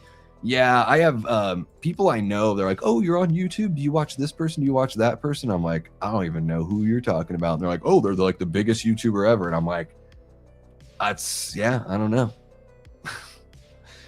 I guess I'm not some run-of-the-mill NPC normie bitch. No, I'm just joking. Malcolm in the middle. It's too funny. Have a good one, Ghost. Take care. Am I more of a Jill or Leon guy? Well, Resident Evil 4 is one of my favorite games ever, so I would say I'm more of a Leon guy. Oh, One Tree Hill. There you go. Robbie, that's the name of that character. Thank you, Carrie. Thank you. And there's just a couple stills here that I'm seeing from it. That's all. So, I think, let's see here. We're at about an hour and a half. I think what I'm going to do here, guys, is there are some other news stories, but they're really small. I think I'm good on chit-chatting on the news and everything, but we can hang out for another little bit. I don't know. What do you guys want to talk about? Floor is open to the 23 people kicking it with me. Unless you want to see more news, I guess, we could still go on with a couple more things, but I think I just want to chat with you guys. What do you say? What do you got for me? Remember, no Scream talk. We're going to give that a rest here. We'll talk plenty about it within the next, week and a half or so, for sure. So pretty much anything you want to talk about that's not Scream. I'm curious to know, what movies that are set to come out in 2026 are you guys looking forward to the most? Is it Evil Dead Burn? Are you looking more forward to like Ready or Not 2? They Will Kill You? Is that what that's called with Zazie Beetz? That one looks pretty interesting. Good companion piece for Ready or Not 2. And then what do we got coming out in the fall? Because we're not getting Terrifier 4. That ain't happening. So, yeah, I don't know. What are you guys looking forward to the most for the rest of the year? Or maybe there's like a physical media release you're really looking forward to this year. Or a TV show. I don't know. Let's see what we got here. Can we talk about topics for the members only streams? Oh, just like spitball topics that you want to have for a members only stream? Or what do you mean, Tia? You could whatever you want to talk about, as long as it's not Scream 7 spoilers or Scream 7. Let's see here. What do we got? You're putting it on right now? Is that what you're saying? What did I miss, Lizzie? Oh, you just rented it. There you go. Okay. I go to flixmomo.tv for my movies, and then that way you don't have to rent them. It's very nice. I'm down to direct a Castlevania movie. Who do you want to be the lead? 10 years ago, it would have been Michael Fassbender. I think he's too old now. I don't know many young actors, Prince. But I love Castlevania. It's my favorite video game series of all time. That animated show is fucking incredible. Both animated shows are really good. I don't know who would be the lead on that one. Glen Powell. Fuck it. Let's go with Glenn. He's got a good Simon look. Let him grow his hair out a little bit. He doesn't need to get too bulky. I don't think Simon should be too bulky. He should be more athletic and dexterous, I would say. Yeah, we talked a little bit about that earlier, Carrie. Yeah, Stranger Things so good. Oh my God. So fucking good. 2024, one of the best movies that came out that year, for sure. Let's see here. Oh, Obsession looks really good. Did you guys see the teaser that just came out? I stopped showing, I have my trailer terror little show where I do my quarter speed breakdowns of trailers and everything. So I watched that one. I haven't covered it yet on the channel, but man, Obsession's looking really good. And it's got this, it was the kid that made Milk and Cereal. So I think YouTube is where he started as well. And it's just got this Filippo Brothers kind of feel to it. And I know they started on YouTube as well. I don't think that I'm getting that vibe just because they're both, up and coming filmmakers from YouTube. There's just something about the way Obsession looks. It's just got, the characters look to be a little bit younger, like the characters in the Filippo Brothers feature films that we've seen. There's just something about it. That one still image that you keep on seeing of our male lead in Obsession with like the bloodied sweater, and he just has this look on his face like he's like sweating and crying and bloodied and just sort of like fucking regretting every decision he ever made in his life kind of look on his face. There's something about that image that is just so striking. It's amazing how what an actor can convey without using any, anything verbal, no audio at all. Just a look can convey so much. And Obsession is really leaning on that in their marketing so far, because they haven't really given us too much other than, what if your wish to have somebody love you more than anyone else went horribly wrong? Kind of like a monkey's paw sort of thing, Yeah. Let's see here. What did I think of We Bury the Dead? Prince, I just thought it was kind of boring, unfortunately. It had some interesting moments, and I think if it had a little bit more going on, if there was another layer or two to that story, then it would have been a lot more exciting. But it is a slow, like crawl for this woman to have some sort of relationship catharsis. And so, you know, a third of the way through that movie, I was like, oh my God, if she tells another person that she's looking for her husband, I'm going to pull my hair out. But I saw We Bury the Dead early at a Scream Unseen screening, and it was just pretty underwhelming. Not a bad movie, not a poorly made movie, just sort of there, you know, nothing special. I still need to see Milk and Cereal, actually. I have a tough time with found footage. I've been warming up to it a little bit more lately. I liked a few of the Paranormal Activity movies. Pretty okay. So maybe I need to watch Milk and Cereal soon. Ooh, Ghost. Hey, Ghost, you're still hanging. You said good night a while ago, but you're still hanging out, so we'll talk about it. Scary Movie 6. That's a good one. That's a good one. I don't really care about the Scary Movie franchise. It's not really anything that interests me too much. They don't really make me laugh too much or anything like that. I was spoiled with Naked Gun, Hot Shots, National Lampoon's Loaded Weapon 1. Like, I was spoiled with the best parody movies of all time when I was growing up. So the scary movies, it's a lot of like dick and fart and cum jokes. And that just doesn't, like, if that's what you're leaning on, I'm not going to enjoy my time watching your movie. Now, if those jokes are peppered in, I'll have a good time. But like, oh my God, the girl has a big bush. Like, whatever. That just doesn't make me laugh. Oh, that guy came so much because he's such a nerd and he never gets any. So he like filled the room with splooge. Okay. But I think Scary Movie 6, like, I'm curious just to see what they're going to parody. I want some old man Michael Myers jokes. And if they don't do that, I'll have even less good things to say about the franchise. All right. So you want to spitball a little. Ooh, yeah. Spitball some ideas. Okay. Just give me what you got, Tia. Feel free. Oh, you're going to watch after the stream. Okay. I'll watch with you, Lizzie. When the new Buffy series comes out, can we do like a recap of the OG series? All right. You guys want to see some Buffy. So how do you want to break that down, Tia? Do you want to do it? There's so many episodes of that show. I could do like a sort of a review, recap of each season.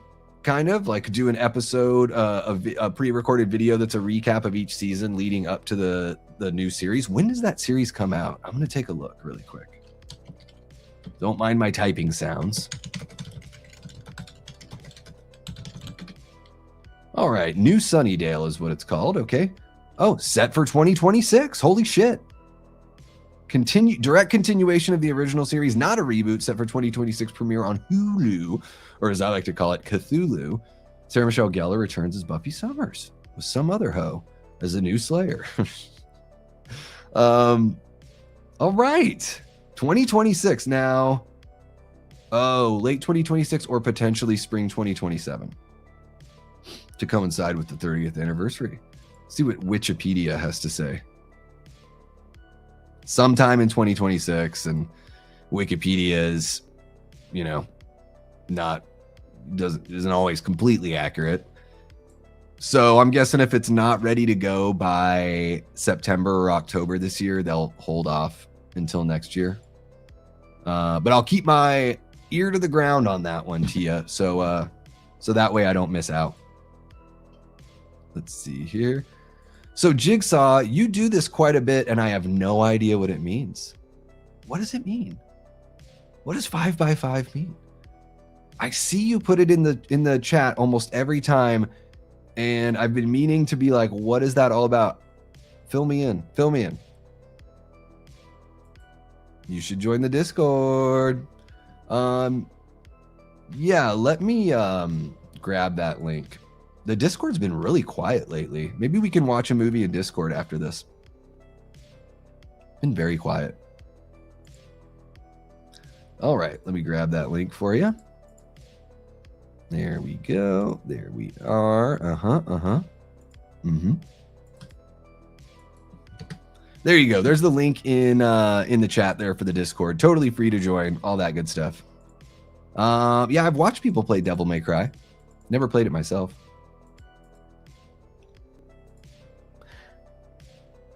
Does it though? I mean, I really liked Good Boy.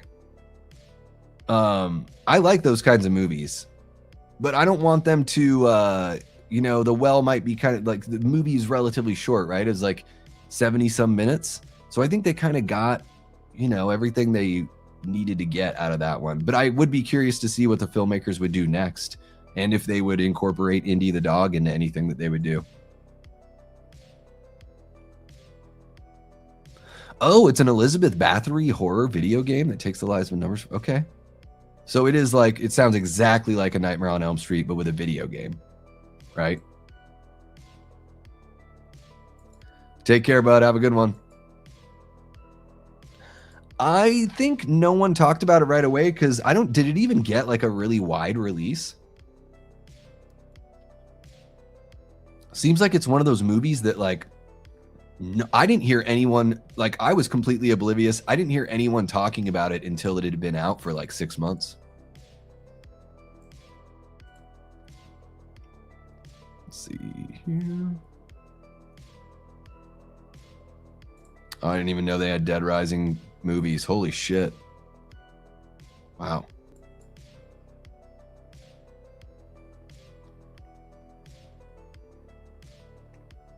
Oh, you're talking about Strange Darling still. Sorry, I'm taking my time and reading. It's late, guys. A trailer never deceived me so much in my life, but I love where they went with it. I mean, shit, even the first like 10 minutes of the opening of the movie. I mean, basically the whole movie jerks you around, but the opening is very misleading too. It's such a cool movie to watch and then like immediately just turn around and watch again. Like once you know how it all shakes out. Let's see here.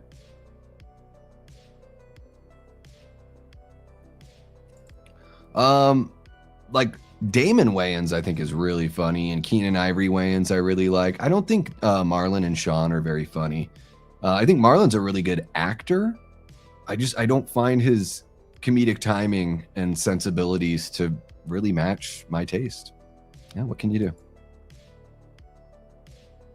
Would I add Mel Brooks in that as well? Oh yeah, like Spaceballs and all that. Yeah, Spaceballs is one of my favorites of all time. I think Spaceballs is his funniest movie. Now, you know, like Blazing Saddles is probably his most like culturally significant movie because it's, you know, it's just one of those movies that is like just lived on so well since it came out. But I think Spaceballs is the funniest movie he has. And Robin Hood Men in Tights, that was pretty fun.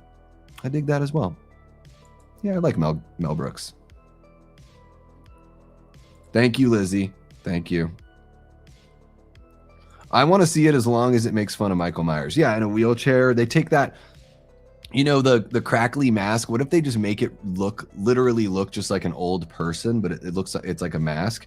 Oh my God, guys. There were like, when like the last couple years, the whole time that Joe Biden was president, every time I saw him, I'm like, dude looks more and more like Michael Myers. Every time I see him, it just cracked. Every time I saw his profile, like the way that he would comb his hair, and I'm like, oh my God, he's like old man Michael Myers. It cracked me up. I don't even know if they mention them. They just make sight gag jokes about them. At least the first two, maybe more. Yeah, I think the first two both make Bush and cum jokes right around the same time. Yeah. Yeah. Love Buffy. Love Buffy. So good. So damn good. Season overviews would be good to do like we did for the Scream franchise. Oh, you mean for members only? Okay, gotcha. So you're talking about the horror movie club. Is that what you're talking about, Tia? You want to cover Buffy on the horror movie club? We could do something like that. I thought you meant just like video idea for that one. I thought you meant just like a video idea in general. I was even thinking about doing like a everything you need to know, like going into Scream 7 kind of video as well. We're getting pretty late on that one though. Which franchise needs to decay, meaning needs to end? For me, it's Tyler Perry's Madea stuff. Oh man, I wish I could say I can't stand it, but I don't think I've ever seen any of those. I've seen like the Cinema Snob review them and stuff. It's pretty funny. Yeah, definitely not. Those movies are not my thing for sure. Is 5x5 the Faith reference from Buffy? Oh, that's what it is. But Jigsaw, I've seen you put it in a lot. So are you only putting it in the chat whenever I mention Buffy? Is that what's happening? Because I've just seen you randomly put 5x5 in there. I don't know why I don't remember that, but it's been, I'm looking at the calendar. Yeah, I think I finished Buffy 10 years ago, maybe. I've only watched through the series once. So I've watched certain seasons more than once, but the whole series I've only seen once. It's a lot. It's a lot of time to watch that show. Okay, here we go. What else do we got here? Thoughts on Psycho Killer or This Is a Test this weekend? I've heard nothing but bad things about Psycho Killer. This Is a Test. Is that like the kids in the school kind of zombie thing? Yeah, that just looks like some sort of young adults, you know. Yeah, I gave them both a miss, Paul. Let's see here. Let's see what we got. Major Pain was hilarious. Oh, yeah. And did you know that you've got to know this, right, Carrie? Nick Castle directed Major Pain. I'm guessing you knew that. That's one of the coolest like little bits of horror trivia out there. Haven't seen Blazing Saddles, even though I love Gene Wilder, but I've heard some references are questionable. I don't think so. Here's what I'll say about that, Carrie. The people that take issue with like language or jokes that were made in movies like decades and decades ago, like they need to find better things to do with their time, because there's much better uses of time than to fret about that kind of stuff. But also Blazing Saddles wouldn't be what it was or is without those like very risky jokes, and they were risky at the time. But I think another thing people don't get about jokes and about comedy is it's a way of ridiculing the absurdity of the hate or of the derogatory word or whatever. Yeah, Blazing Saddles it takes place in the Old West, and it's about a black sheriff or a black man becoming sheriff of this small town. And yeah, there's plenty of people that don't like that within the movie or whatever. Not everyone is that way in the movie. So yeah, you're gonna hear like tons of N-bombs and shit like that. Like, oh yeah. But I think that's sort of the whole point, is to kind of make fun of that. Make fun of the people that are that way, and just sort of like, I don't know, kind of Mel Brooks's way of just saying like, we're just going to acknowledge this and make fun of it so we can hopefully move on from it as well. And, I also say too, whenever comedies get ridiculed for having like risky jokes, it's like, well, the gentleman that played, I don't know the actor's name because I don't think he went on to have like a really amazing career or anything like that. So I'm going to look up his name. But the actor that plays the sheriff in Blazing Saddles opposite Gene Wilder. Oh my fuck, dude. Sorry guys, my computer's struggling. Cleavon Little, is that his name? Yeah, I don't recognize him from anything else. So Cleavon Little plays Bart. He participated in the movie. He knew what was in the script. And yeah, there's plenty of culturally insensitive, whatever. So yeah, by our lens in 2026, Carrie, it looks like it looks a lot rougher than it is. But yeah, I don't know. I don't mind it so much. It's sort of like with It's Always Sunny in Philadelphia. Like they have taken off episodes from like the streaming platforms, and not even just the streaming platforms. Like Rob McElhenney, I don't know what the fuck is going wrong with his brain, but he has decided to like take certain episodes of that show off the streaming platforms because they think that they're insensitive now. And I'm like, dude, but the whole point of those episodes, like, you are ridiculing the hate. You're not ridiculing the actual thing,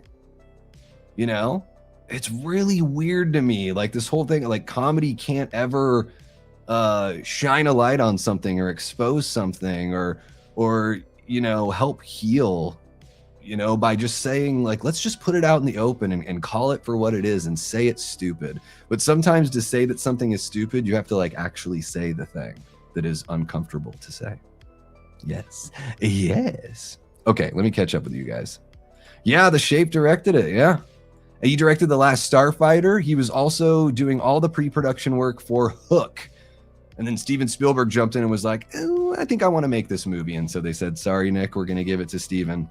Even though I think Nick put in like 2 or 3 years of work, something like that on Hook. Pretty crazy.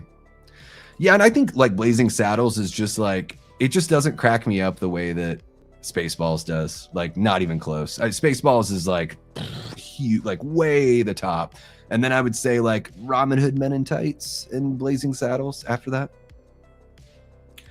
Davey, what are you looking for in horror, asks Aaron. What kind of things are you longing to see to scratch that itch? I'm in the mood for a new effective ghost story mixed with psychological horror. All right. Have you seen Good Boy, Aaron? Because that's a ghost story with psychological horror that does something different for sure. And it's a really quick watch. You know, I don't know. Sometimes I like don't know until I see it. Does that make any sense? Like when you're, because I've never like, I don't know. I don't sit there and think too much about like what do I want to see, like with a blank slate, what do I want to see? Usually I think about that like within a framework, Aaron. So I'll be like, what do I want to see from Halloween next? Or what do I want to see from TCM next? Or what would I want in a Resident Evil movie? You know, I don't want it to just be some random idea. So what I'm looking for in horror, I just want some chances taken. I'll say that. Like, I think we've been like pretty spoiled the last few years with like the diversity of like subgenre that we've seen in horror, you know, from stuff like what Late Night with the Devil, Abigail, Long Legs, what these are 2024 horror movies that I'm talking about, right? The Substance, like all of those are so different. Terrifier 3 came out that year. So that's 5 movies that all made a huge impact that are totally different from one another. Like not even in the same realm, really, right? So it's pretty cool that we get that in horror. I'll tell you that I'll you know, since I can't answer your question specifically, I'll answer it this way. My favorite styles of like subgenres of horror would be like, I do love slashers. I really like a slow burn, like haunted house movie or like a ghost trying to get justice for how it was wronged. Like I love those kind of movies, like The Changeling and What Lies Beneath and that kind of vibe. I really dig that. Yeah, I don't know. That's a good question, dude. That is a really tough question to answer. You got me stumped. So yeah, what I want to see is 15 Evil Dead movies by the time I pass away. How about that? There you go. Okay, let's see what else we got here. Oh my God, my mouse is freaking the fuck out. Yeah, it's really funny, and it's got some, you know, if you like Mel Brooks's stuff, I think you would like it. It's just, for me, maybe I just love Spaceballs more because I'm a Star Wars fan, so it's just like really easy to watch, and I love a lot of those performers. Oh my God, Rick Moranis, holy shit. Prince has got high hopes for Lee Cronin's Mummy. All right. I don't know about that one, dude. It looks weird. The fuck is the Mummy doing? I watched that second trailer. I'm like, oh, great. So it's like Wolfman, but the Mummy. Like, hey, we're going to bring our dead daughter home. Sorry, our undead daughter home. And then we're going to like act like, I don't know. Did you guys see the newest trailer? Because it literally is like your daughter's been missing. She's she's like a walking corpse. Like she literally looks like a walking corpse. Let's see if we can rehabilitate her. What? Weird. And I don't know. And they're calling the movie The Mummy, and it's about a little girl that went missing. All these little kids have gone missing, and then this one girl survives this process, and then we get to see how the family deals with it. I'll tell you what, Aaron, that is not what I'm looking for in a horror movie, is group group trauma dump. Not into it. Like, I think that's one of the reasons why Scream 5 and 6 didn't work for me so well. And I know I wasn't going to talk about Scream, but especially like the way they're just like, we need to get the trauma out in the open and talk about our personal issues. And like, I am fucking not interested in seeing that in movies. That is such a modern Gen Z bullshit kind of move, in my opinion. Like, not the way to tell stories. Like, don't write movies the way dumbass kids write tweets. Don't do it. Just don't do it. That'd be nice. All right, here. Let's see what we got. Madeline Kahn, yeah. Oh, she's hilarious. Yeah, and it's got a lot. There's the one guy that plays like the mayor or whatever. I think he was on like was it like Laugh-In, or was it Carol Burnett show? He was like a sketch comedy guy from back in the day. Yeah. They weren't afraid to be funny back then, but then they became celebrities and they're like, oh no, now we have to be PC. And now like Max actually gotta be gay. And we have to have like poignant ends of episodes of this absurd comedy show. And the episodes I'm talking about that they pulled off the streaming platforms were the blackface episodes. The whole point of those episodes is to say that it's not okay and to make fun of it. So yeah, I guess we should just like stick our heads in the sand and run away from our problems and act like none of these things ever exist. And that will make everything just so hunky-dory in this world. I don't know. I thought what they did with the blackface in those episodes was like, it's kind of like what Tropic Thunder did too. It's making fun of doing it. So they're getting, yes, you get to have your cake and eat it too. But I believe in creative expression and freedom of expression as well. And I honestly think that they are making fun of the hate when they do that. They're putting it on blast that look at how absurd this is. Look at how stupid people are that do these things or hate people for being this way. I think that's what the joke is. It's kind of like with Arrested Development. They have all that stuff where Job throughout the whole series is like homophobic and all this stuff. And then lo and behold, we find out that that Tony Wonder or whatever, I think that he's like secret lovers with Tony Wonder, and he takes those roofie pills so he forgets because he's ashamed of who he really is. So that's the joke. The joke isn't, oh, gay people are like funny and dumb and bad or whatever. The joke is, wow, Job is a terrible and stupid person because he can't accept who he is and has to keep on running away from it. That's the joke. And I guess anytime one of the characters in Arrested Development makes a joke, they're all pretty stupid. They're, so I don't know. I know I'm totally off on a tangent now. Yeah, Young Frankenstein's really good too. Yeah. Just avoid Dracula Dead and Loving It, I would say. Undertone looks pretty interesting. Yeah, I am interested in that for sure. Another one of those, ghost traveling through media kind of things. Very interesting to me. Yeah.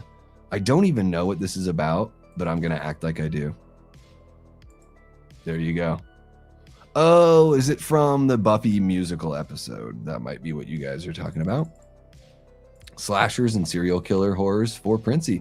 Holy cow, we got Ty Lee jumping on in with a $5 super chat. Says, I'm on break catching your live while I can. Hell yeah, Ty. I hope that you're still here. I know it's been 5 minutes. I hope you hear your super chat called out. Thank you so much for dropping a 5, man. Really do appreciate you so very much. I hope work is going well. This is why I do streams at all odd hours of the night, because people jump in. The last time when I was doing this in the summer, it was, there were people that live in the middle of the country that drive trucks and they work these, graveyard and swing shifts. And they're like, oh my God, it's so cool. I can catch a live. And I really dig that. And thank you so much for being a channel member as well, Ty. Really do appreciate you. Hell yeah, man. Rick Moranis. Here's the best Rick Moranis role I've ever seen. Carrie, Little Shop of Horrors. That's one of my favorite movies of all time. It's easily my favorite musical. Like, to me, there's not another musical that comes even close. Like, soul music in a musical. I love soul music. To me, soul music is like, whew, man, that's some stuff right there. And it's like it's like the punk rock of that pop world at the time. You know, it was created at a time when it was probably a lot more difficult for a lot of those artists to get their work out there and to be accepted, and those people were trailblazers, and the tunes fucking rock. So there you go. Yeah, give me all the stacks and Motown you got, you know. Ty says I'm probably more excited for the Scary Movie trailer than I am for Scream 7. Holy shit. Dang, that's hardcore, Ty. So you're a huge Scary Movie fan. I'm very curious about the trailer. I'm hoping it can make me laugh. I'm hoping this can be a Scary Movie entry that I'll enjoy, because really it's like the second movie I think is the only one that I would ever, you know, rewatch. Unless you guys, you know, completed a super chat goal and you wanted me to watch the first film. We'll see. We'll see. Yeah, Men in Tights is really funny. Love it. What's her face, dude, from Problem Child that plays Maid Marian?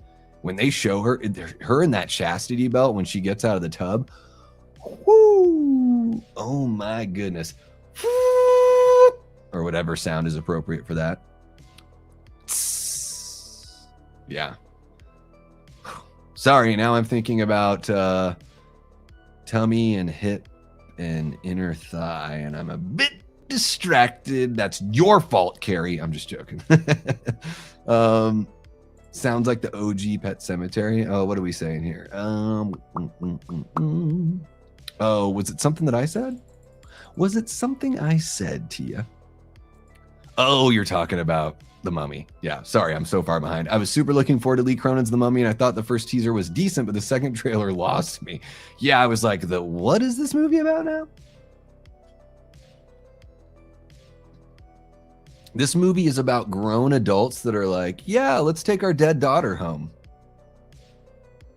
What? Let's take our Walking Dead daughter home. What could go wrong? Tara was annoying. All she did was whine and cry about, yeah. Oh, especially in 6. Just bitch, dude. Never seen Hollow Man, but I love Kevin Bacon. Yeah. Directed by a Filipino living in Canada. I had no idea. No idea. Well, good for him. The town that I grew up in, Prince, so many, like, huge, I'm sure I've said this before, huge Filipino population in Juneau, Alaska. Like, big Filipino population, at least in Southeast Alaska that I know of, because I think a lot of people came over from the Philippines for, like, fishing and stuff like that, you know?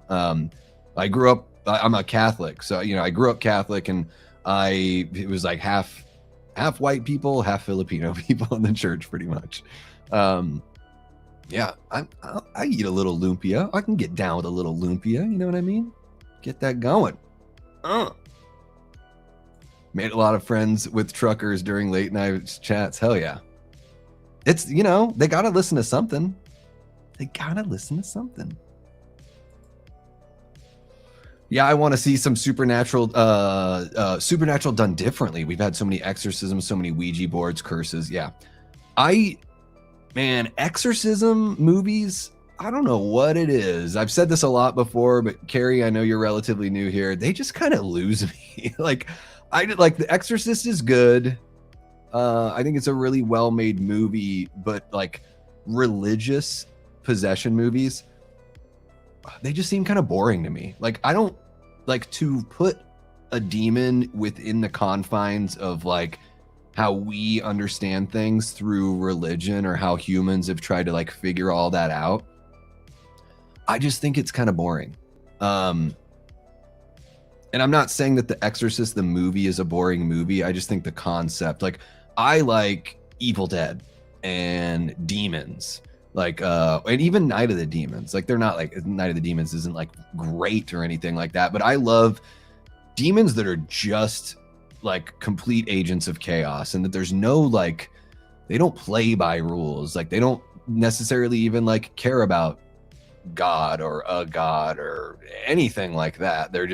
They operate within their own rules. That's why I love like the Necronomicon in Evil Dead, and I love just the being able to create your own lore. So yeah, when you say here that you want to see something done differently, I think for me that's what really attracts me to like the Evil Dead stuff, is that it's possession done differently, you know.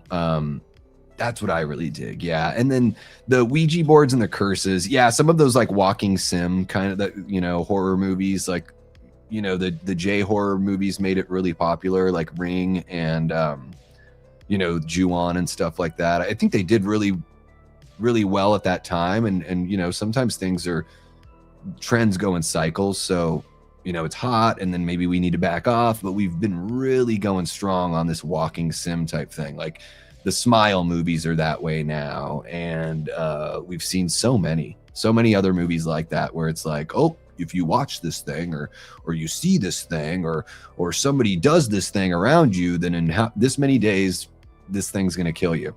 And where I thought like it has been done recently that I actually enjoyed was I dug Whistle, because Whistle to me felt like a slasher meets that kind of style of film. You know, like Whistle was kind of reminded me of like Nightmare on Elm Street kind of vibe, but then it has that ancient cursed object kind of thing going on too. So it wasn't a movie that like broke the mold or knocked my socks off completely or anything like that, but I had a really fun time with it for sure. And I like the setup. It had a couple really cool kills, and Daphne Keane, man, she's good. I like her. I mean, she's completely striking too, so that helps as well. When I have coworkers complain about things, I say, okay, now that once more with feeling. Yes. Took my daughter to see when she was 5, and she's been obsessed with the theater ever since. LSOH. I have no idea what that means. What does that mean? LSOH. I'm looking it up. I'm not good with that. See, this is the thing, Lizzie. Whenever I stream, if something new gets thrown at me or an acronym, something to where I really have to think. Oh, Little Shop of Horrors. Okay. Jeez. Like, it's one of my favorite movies ever. And then you put LSOH and I'm like, Yeah, luckily I've been able to see the a stage performance as well. I actually saw a stage performance in my hometown in Juneau, Alaska. It was really cool. There's a theater there called Perseverance Theater, and it's been in Juneau for so long. Tiny little theater and a really cool spot to catch a play. If you're ever in Juneau, Alaska, go to Perseverance. You have low expectations for Scream 7. Well, I guess that's fair, and maybe maybe the movie will surprise you that way, right? Yeah, I don't know if I saw it in the theater, but I remember seeing it very soon after. Yeah. To anyone who loves 8mm with Nicolas Cage, I'm sorry, not for me. Too much chicks. What is? Oh, gotcha. 8mm fucked up, man. Damn, chastity belts are scary. Well, and her chastity belt, it's a joke chastity. I mean, in real life, they are. Were they ever really used? Is that one of those things? Like, I don't know if you guys know this. So the Iron Maiden, not the band, but the actual device, the Iron Maiden, was not a torture device ever. It is like something that was just created after the fact. It was not a medieval torture device. It was like conjured up, and it's just one of those things that we're like, oh wow, like they actually did that. Because I've seen pictures of chastity belts where it's like, I've seen some where it's like, it looks like it may be painful for the woman. And then I've seen some where it's like, that fucking thing has like, it's like a closed, like a razor sharp, almost closed bear trap. So like a dude can't get his fur in her fur. Yeah. Seems a bit too far. But the chastity belt that she wears in Robin Hood Men in Tights is hilarious. It's got this huge fucking like padlock on it. It's fucking funny. It is damn funny. Yeah, distraction tactics. Come on. Hey, did you say Abe Lincoln? Or hey, Blinken? Robin, you're back. And you've lost your arms, but you've grown magnificent breasts. Or whatever he says. No, I grew up there, Carrie. I grew up in Juneau. I'm in the Phoenix area. Yeah. Gotta watch Hollow Man. All right. I love a little bit of Elizabeth Shue. I do.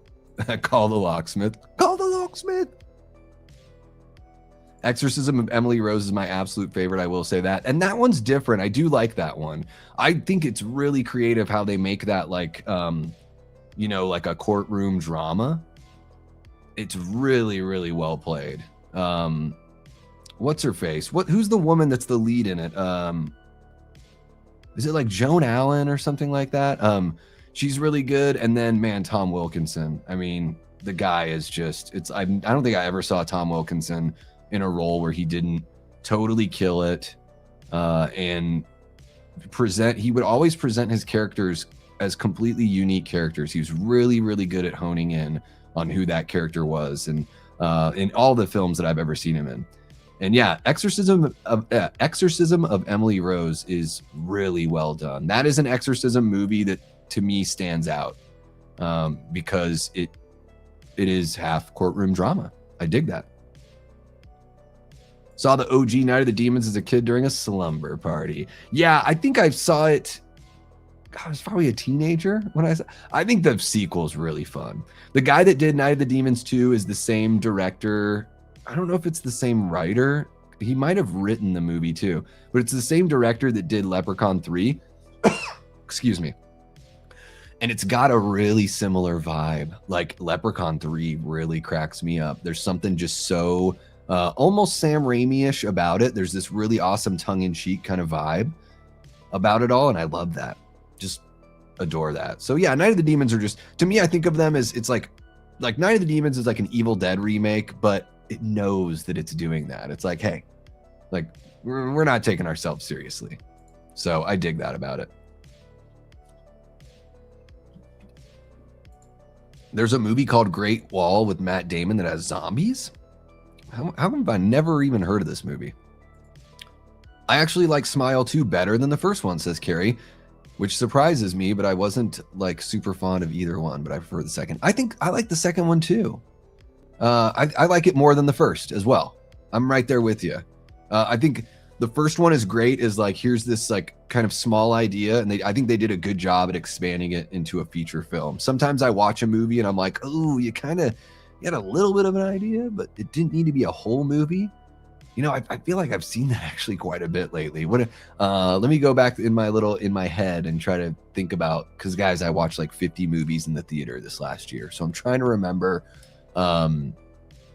Shelby Oaks is a good example of something where I was like, I don't know if there was really a whole idea here for a feature film, but for a 35-minute, 40-minute short, that would have been really cool. And I think Smile 2, I just love how they up the ante. And I know it's basically the same thing, just bigger and louder and all that stuff. But the actress who plays our lead, I'm struggling to remember her name right now. Really strong performance. And my favorite part of her performance, and just her in general, is that she helped write the music. That was really her playing the piano and singing.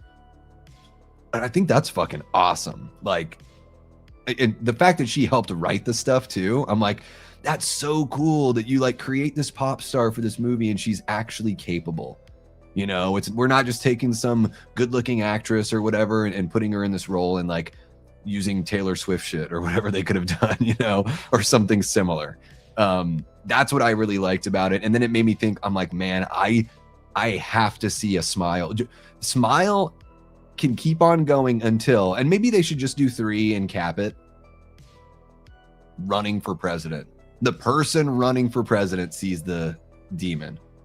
And then the movie ends, similar to the way the second movie ends, this movie would end, it would be like either the acceptance speech or like inaugurate. I guess it would be like accepting the presidency, or like celebrating after the concession of the other candidate, something like that. It would be incredible, you know, something that would be broadcast to the entire world.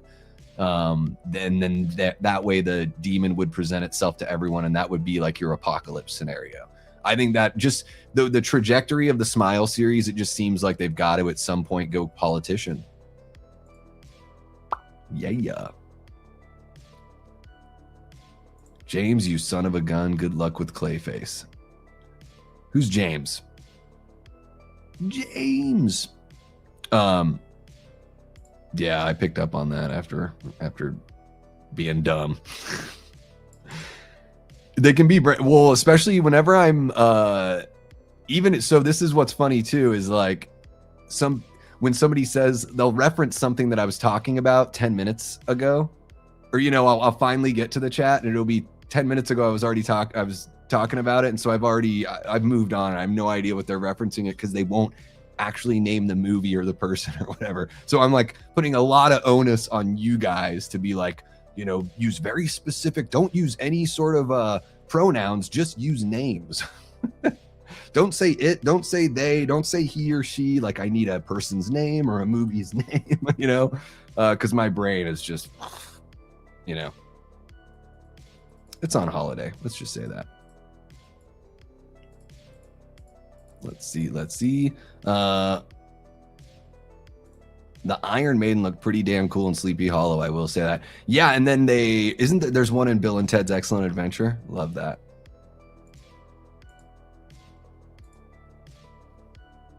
Overexplain. See, this is exactly what I'm talking about. Overexplain it, and I'm already like, what am I talking about? Overexplain the fact that I don't know what acronyms mean. Oh, for fun. Let's see here. Last Night in Soho. Still need to watch that one. Never saw that one. Laura Linney. Okay. Is it Laura Linney? That's who it is. Okay. I'm like trying to picture her in my head. I'm like, why did I think she was Joan Allen? Do they kind of look? They're just kind of like, you know, bland looking white women.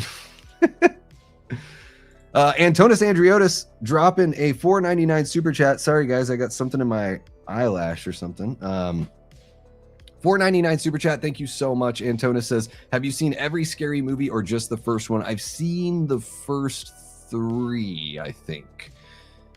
Right? Is Scary Movie 3, is that the one that makes fun of like signs and stuff? And I think Charlie Sheen is in there. I don't think I've seen any of the movies past that one. Thank you so much for the $4.99 super chat, Antonis. Really appreciate you. And thank you so much for being a channel member as well, man. Makes me want to start vinyls. Thanks. Last Night in Soho. Oh, spoiler. I'm just joking. It's been out for a while. Yeah, Jennifer Carpenter from Dexter. She's really good in that movie, in Exorcism of Emily Rose. Random question. What music video that you love is basically a horror short? Check out Monolith by Twin Tribes. It's truly striking and impeccably shot and crafted, beautiful and horrific. I really like the what was it, Modus Operandi by the Hives when they made their comeback a few years ago. It's like an Evil Dead sort of homage, and I really dig that. A lot of the Evil Dead camera, like the point of view camera, really cool stuff. But this is another thing. These are tough things to think about on a stream, just like thinking about the acronyms, Aaron, where I'm trying to go through a catalog in my head of music videos I've seen, and I've not watched music videos regularly since the 1990s. I mean, I've seen them on YouTube and stuff since then, but I don't like seek them out. And then once I was partway through high school, I just didn't really care much about MTV or keeping up on it too much. But I'm trying to think, because I know they're out there. I know we've got some like love of horror and homages and everything. But yeah, I'll just go with Modus Operandi by the Hives. I really dig that video. My buddies are in a band. Well, they were in a band called Fool's Rush in Portland. I recorded their very first full length, and then I recorded an EP that they did later on down the road, and produced them both as well. And they did a music video for a song called OCMD, Ocean City, Maryland. and they did a video for it. The bassist at the time, it was a filmmaker, and so he shot the video, and it's really interesting because it's so like cutesy, and there's like paper cutout stop motion animation and stuff, and there's a really sweet little tale about a butterfly and a bear trap that like become friends, and then like the band gets attacked at the end and everything. The story in the song doesn't have anything to do with the visual story, and I kind of like that they just did something wild with the visuals. But let me see if I can find it, and you guys can check it out if you want to. But I really dig working with Fools Rush. Was always a blast. Those guys were really fun. Alden, the singer and songwriter, very talented guy, and always he knew what he wanted. I love that about working with Alden. He always knew what he wanted, but he was the kind of guy to where if I had an idea where I was like, we should try this or we should try that, he was always willing to give it a shot. And if he ever hesitated, I would just be like, dude, it's okay. We can always take it out of the mix. You don't like it, we can take it out, but I think you guys should record this acoustic guitar here or this whatever here. But there you go. There is a link for that. Dropped in the chat. I didn't even say what it was. If you guys want to check out like a punk rocky kind of thing, there's a little bit of a, like if you like Against Me, I think you'd really like Fools Rush. Especially like if you like the early, like I don't know if Against Me's still doing stuff now, but I would say like the earlier stuff, I would say like through like As the Eternal Cowboy, that's kind of like the vibe that I get from OCMD. So there you go. There you go. Nicholas Woodall kicking it with us. What's happening, Nicholas? Feels like it's been a while. Thank you so much for hanging out, man. Really appreciate you. Holy cow, 24 people kicking it. Guys, I think I got to take off the jacket because I'm getting a little toasty. But don't worry, I'm not going to take off any other clothes. So you're good. You're good. And for those of you only listening, I've taken everything off. Have I seen the trailer for Psycho Killer movie? I have. It didn't move the needle for me, and now I'm hearing that the movie's not very good. When I watched the trailer, I was like, yeah, this is another movie about like a satanic serial killer. Okay. I'm just sort of like, how many of these have we seen? I just like, just because something is horror doesn't mean that we're all gonna like totally fall head over heels for it. And like, there was just something about when I watched the trailer for Psycho Killer, I was like, yeah, whatever. Like, I can't tell if that looks good or bad, but I can tell that I'm not super interested. Second Smile was much bigger and the character was spiraling. Yeah, I did love I liked the aspect that they brought in there, Carrie, that she already is having issues before. Because our character in the first movie, like, you really are rooting for her and you want her, like, she's having, you know, certain issues, but she's not, like, the issues that Chicky is having in Smile 2 are brutal, you know? It's pretty awesome, huh? Yeah, I don't know if she puts out records or anything like that. And I think she worked with somebody on it. I don't know if she wrote anything like by herself, but I know that she was contributing to the songwriting process, which is incredible. I have not seen Trap. I've heard most people that I know did not enjoy it very much. I know some people who did, and even the people that did enjoy it were like, it does ask a lot of the audience, but they liked it anyway. I do think Josh Hartnett's great. Like, Fight or Flight was fucking fun. If you haven't seen Fight or Flight, that movie's really fun. Check it out. Like, Josh Hartnett's so charming in it. Like, I think he's just gotten better as an actor with age. I don't think he was like particularly that good in like H2O and Faculty and this when he was like a huge star and a heartthrob. I don't think his performance was like, it wasn't really bad or anything, but I think he's gotten better as he's gotten older and he's kind of like returned to acting. And there's something I could be wrong, but I just feel like, man, guy's been putting in the work. And sometimes I just get a feeling when I go and watch a movie, like Melissa Barrera. I think she's I watching her from Scream 5 to Scream 6 and to Abigail, I'm like, well, she's just getting better. That could just be a natural progression. But to me, it says, man, she's got a really good acting coach. She's got a good group that they practice and hone their skills. Like, she works on her craft, and I respect the hell out of that. And maybe they're not doing that and they're just getting better naturally.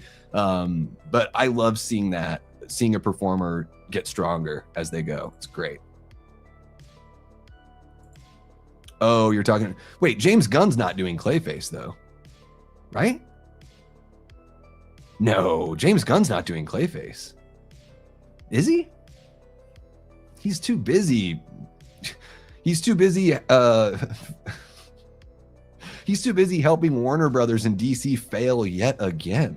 And I just mean fail financially. I'm not saying that the movies are bad. I'm just saying, like, as far as, you know, meeting financial expectations, that kind of failure. They do. Yes. We don't know when that's going to happen, Ben, but I really hope it happens soon because the world could use some saving. Although there's no saving us, really. I don't think there's any saving us. We're a flawed group, y'all. I mean, not us hanging out here, just the greater we, the human we. Let's see what else we got. What movie had the best fake band? Wow. Eddie and the Cruisers. Maybe the sequel. Best fake band. That's a good question, man. That is a good question. What do you guys think? What movie has the best fake band? And again, I'm like racing through my mind trying to remember. It's such a tough thing to think about, to go through the catalog in my brain and try to, like, Spinal Tap is really fun, of course. I don't think the band is great, but I think the movie's really funny. Man, I don't know. Ben, what do you think? Yeah. Well, I just mean that they both look like similar enough, you know? Someone's mom. Some middle American mom. Bone Tomahawk, I've heard, is freaking good. Yeah, dude, Bone Tomahawk's good. It's funny. It's like considered, people call it a horror movie. I don't think it really, I mean, it's got a bunch of gore and stuff, but it's a Western. It's really good. And it is brutal. I don't know if I'd consider it a horror though. Does that make sense? That's kind of like Frankenstein. I don't think it's really a horror. Like when Mia Goth came out and was like, it's not a horror movie, and everyone was like, what the hell? Like, why is she saying that? Why are people ashamed of being in horror movies? It's like, no, she was right. Mia Goth was right. Frankenstein is not a horror movie. Doesn't mean it's not a good movie. I don't think it's a horror movie though. Yeah, it's not your typical M. Night movie because they did the opposite of the Smile 2 thing where he made his daughter the starlet. I don't know if she actually sings. And maybe she did write some stuff. Maybe I should check Wikipedia before putting my foot all the way in my mouth. What movie's called Trap? There we go. Right? Is that what it's called? Trap? What the hell, dude? Can't even look it up on Wikipedia. There we go. 2024 film. All right. Ariel Donahue. Is that who that? Oh, no. Salika Knight. Okay. She is a singer-songwriter and actress. All right. Well, there we go. And Lady Raven. Okay. So I'm going to look it up here. Did she contribute at all to the writing of the songs according to Wikipedia? Let's see what they say. So she's put out albums, though. So she put out an album in August of 2024 and May of 2023. Let's see here. Nothing. They're not even really talking too much here about whether or not she wrote for any of this. Oh, but she's been in a couple of his movies. Okay, she was in Old. Yeah, I stopped watching M. Night Shyamalan movies because they just stopped being good. So I gave up on them. I was like, see y'all. Over-explain the chastity belt. Yeah. Well, I have to over-explain it because it just blows my mind that they exist. Yeah, that's a really good one. There you go. Yeah. Whatever they're called, the Not Allman Brothers from Almost Famous, because I think it was based on the Allman Brothers, or at least Cameron Crowe wrote the movie based on his experience touring with the Allman Brothers. What the hell were they called? What was the name of their Fever Dog was like the name of the song that was like really popular. Terrible name for a song, but I love it. Scary Movie 3 is War of the Worlds. Okay. So I've seen Scary Movies 1 through 4. Antonis. What's happening? Happy Sanjo. We got Mr. Koi in the chat, one of our great channel members. How you doing, Koi? Scary Movie 3 is the worst. Okay. I think it might be the first one for me. I love the Hives. I'll have to check that one out. Yeah, dude, the Hives are fun. That record that they did, they might even I think they have a new record since then, but when they like came back, I'm sorry guys, I'm a fucking absolute mess if you haven't caught on yet. Just punching the desk. I'm house sitting at my sister's, so I'm not used to like my spatial awareness is not honed in because I'm only here for a couple days. Yeah, dude, and the song is a ripper. The songs of that album has tons of rippers on it, but I love their like wall of sound garage rock. It's like the Hives are like it's like the Sonics, you know, had another chance, the reincarnated Sonics kind of sound. I'm sure you know who the Sonics are, Aaron. I know a lot of people might not know who they are, but I have faith that you would know who they are. But that's kind of what it reminds me of, that like 60s like the Sonics would, it was before distortion existed, you know, no distortion pedals, no nothing like that. So the Sonics would take they would like stab the cones of their amp speakers, so the amp speakers would like rattle and make a fuzz sound. It's so ahead of its time. But if you guys have not ever listened to the Sonics, there is a song called Psycho, and it is one of the catchiest songs.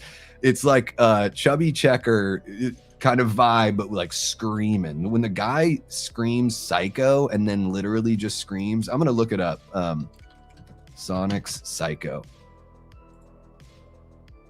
And it's the most simple, like you listen to it and you think like, is this an older band or is this a new band that's just found an old sound? You know? Let me see here. I'm gonna make sure I find a good copy for you guys to listen to. Let me pull it up really quick here. I'm just okay. Yeah, recording is rough because it's from like the friggin' let's see, what does it say? It doesn't say what year it was released. I think they're mid 60s or early 60s. So I'm gonna drop this one in the chat as well. I know we're like way off topic now. Let's see here.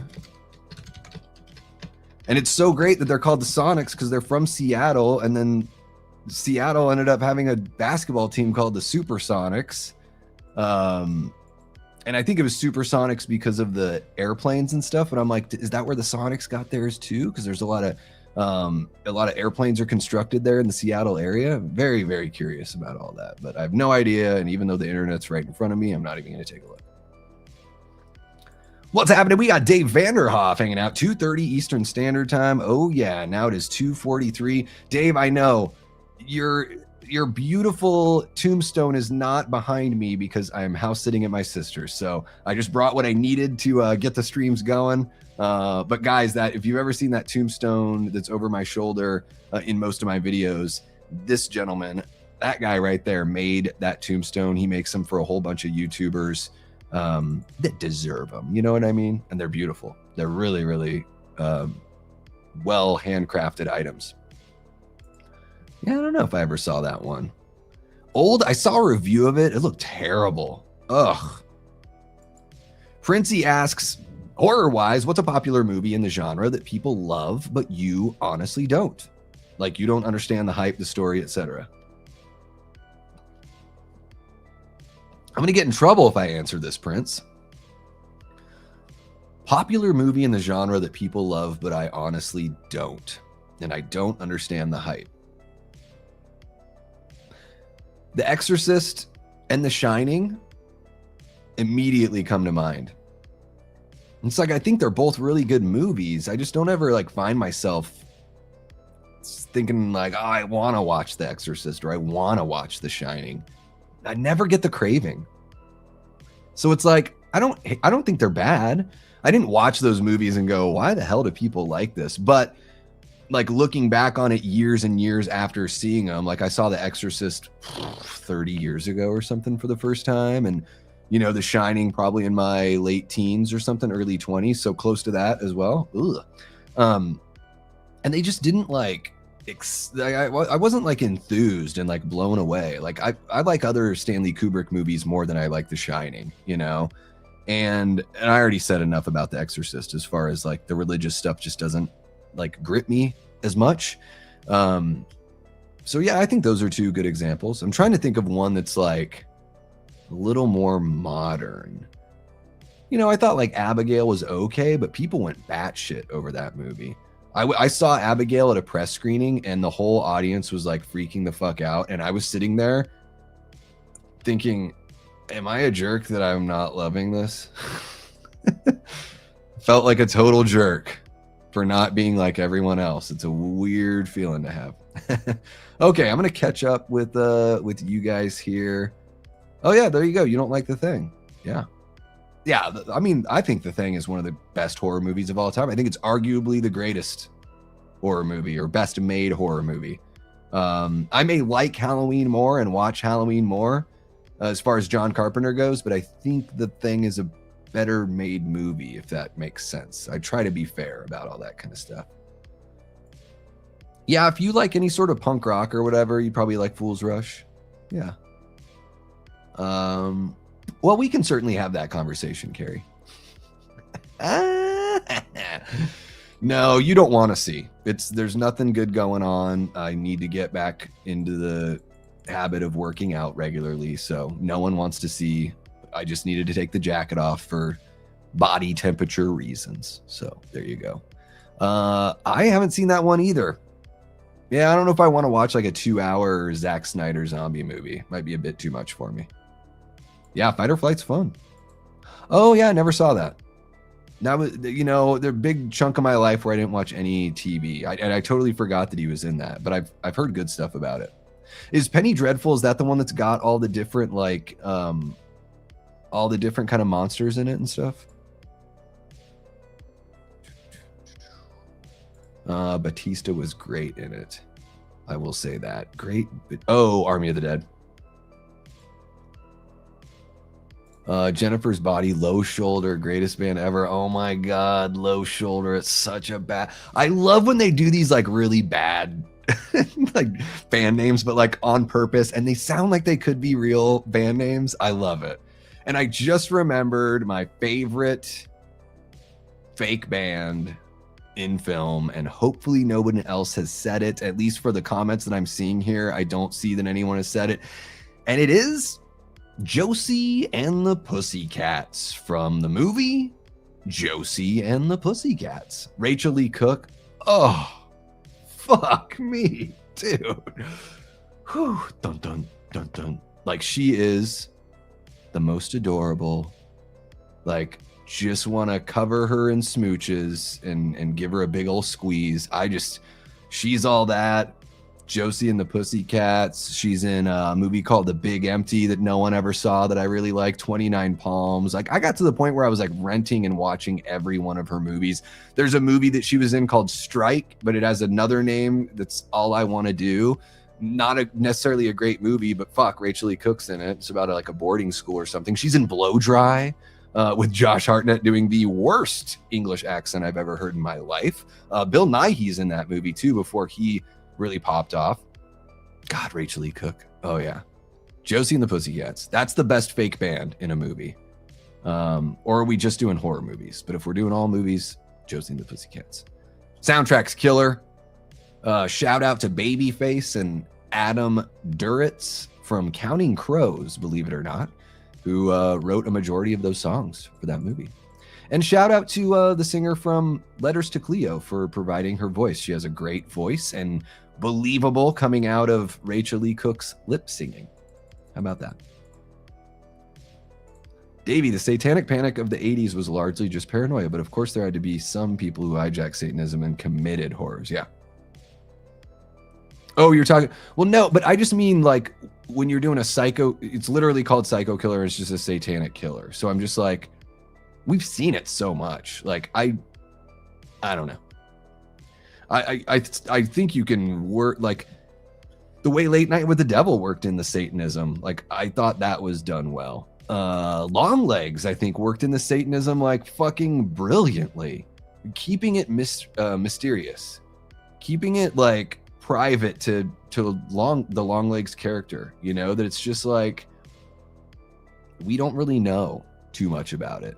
Like the way that Psycho Killer made it look is like we're gonna spend a lot of time like watching this guy posing and like looking at himself and just all this like kind of like stuff we've already seen from like Silence of the Lambs and like other serial killer movies, but now it's this like I don't know. It just didn't.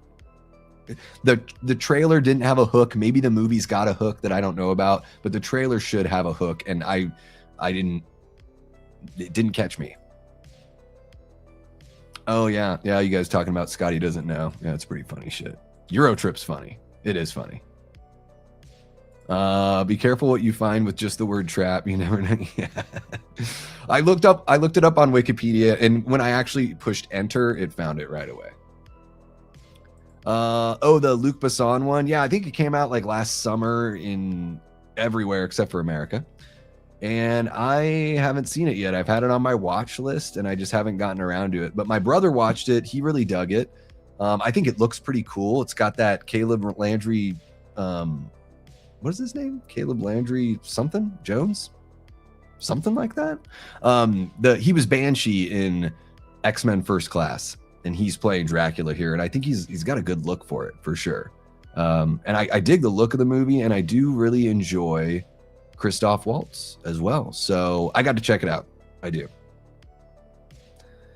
Sex Bomb from Scott Pilgrim. Now that's a movie I didn't get.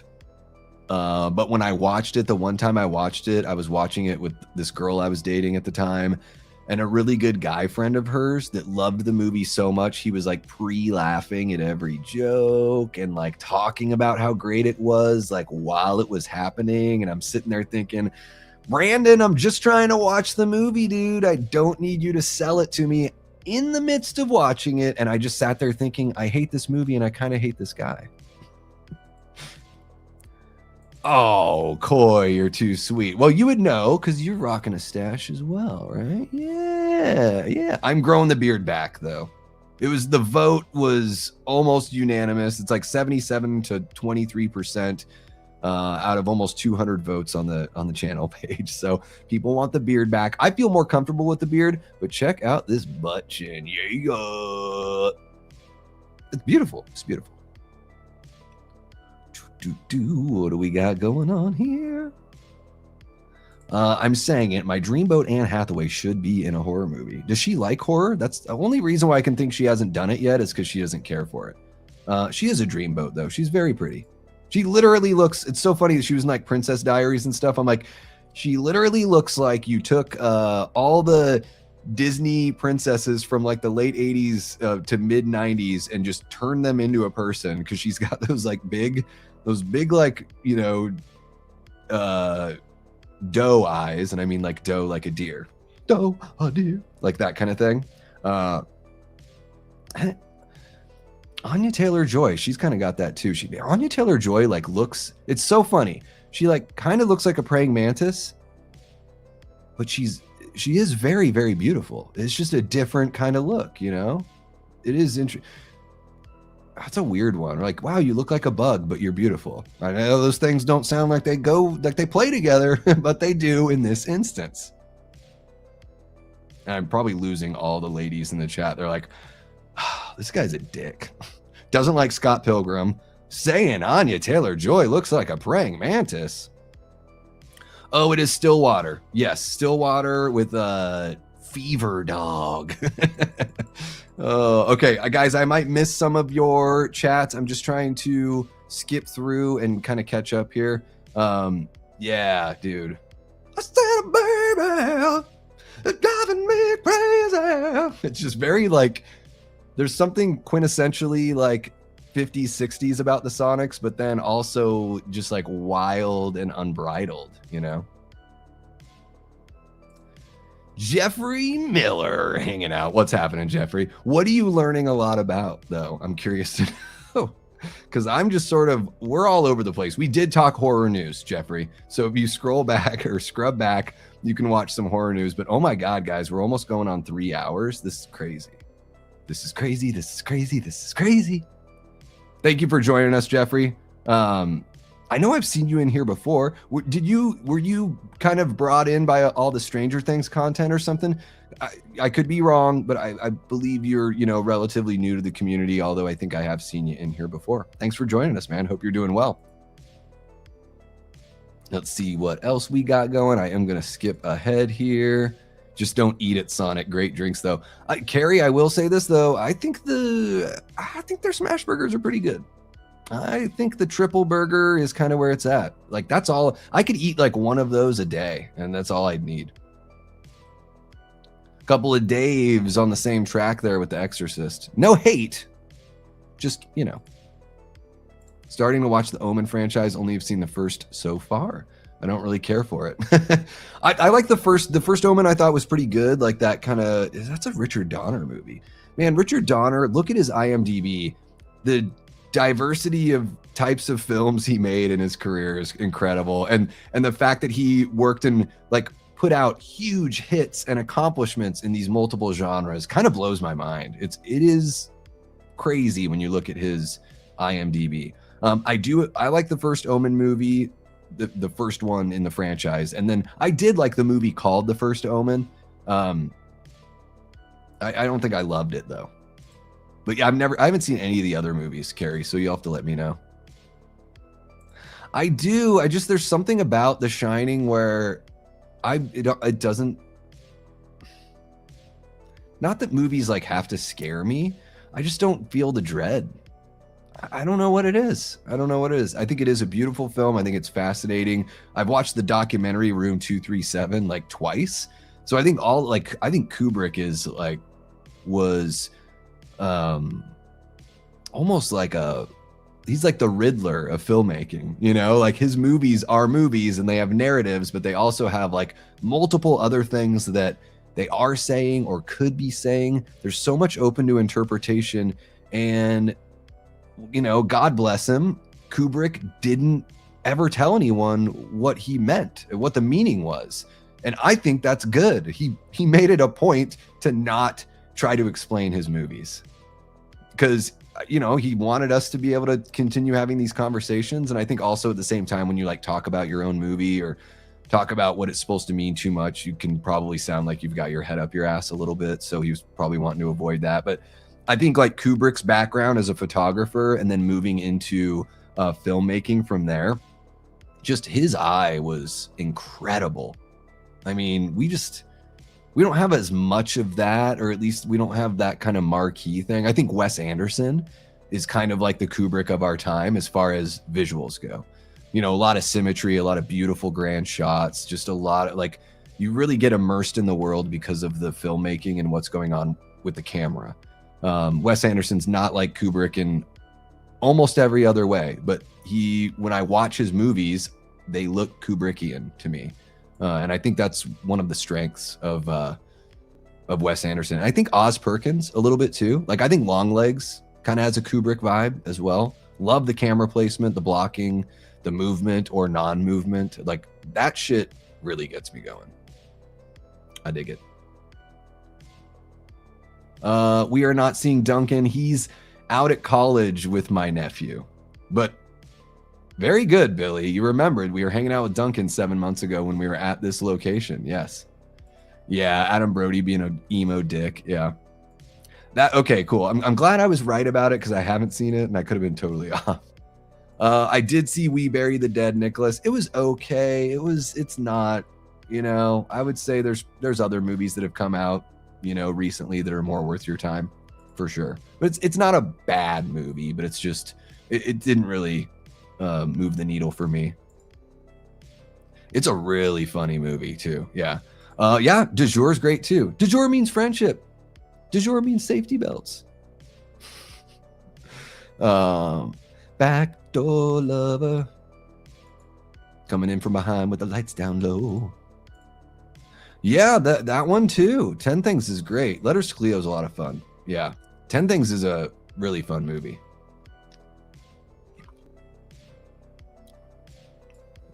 You should dedicate your whole channel to long legs sucking, Koi.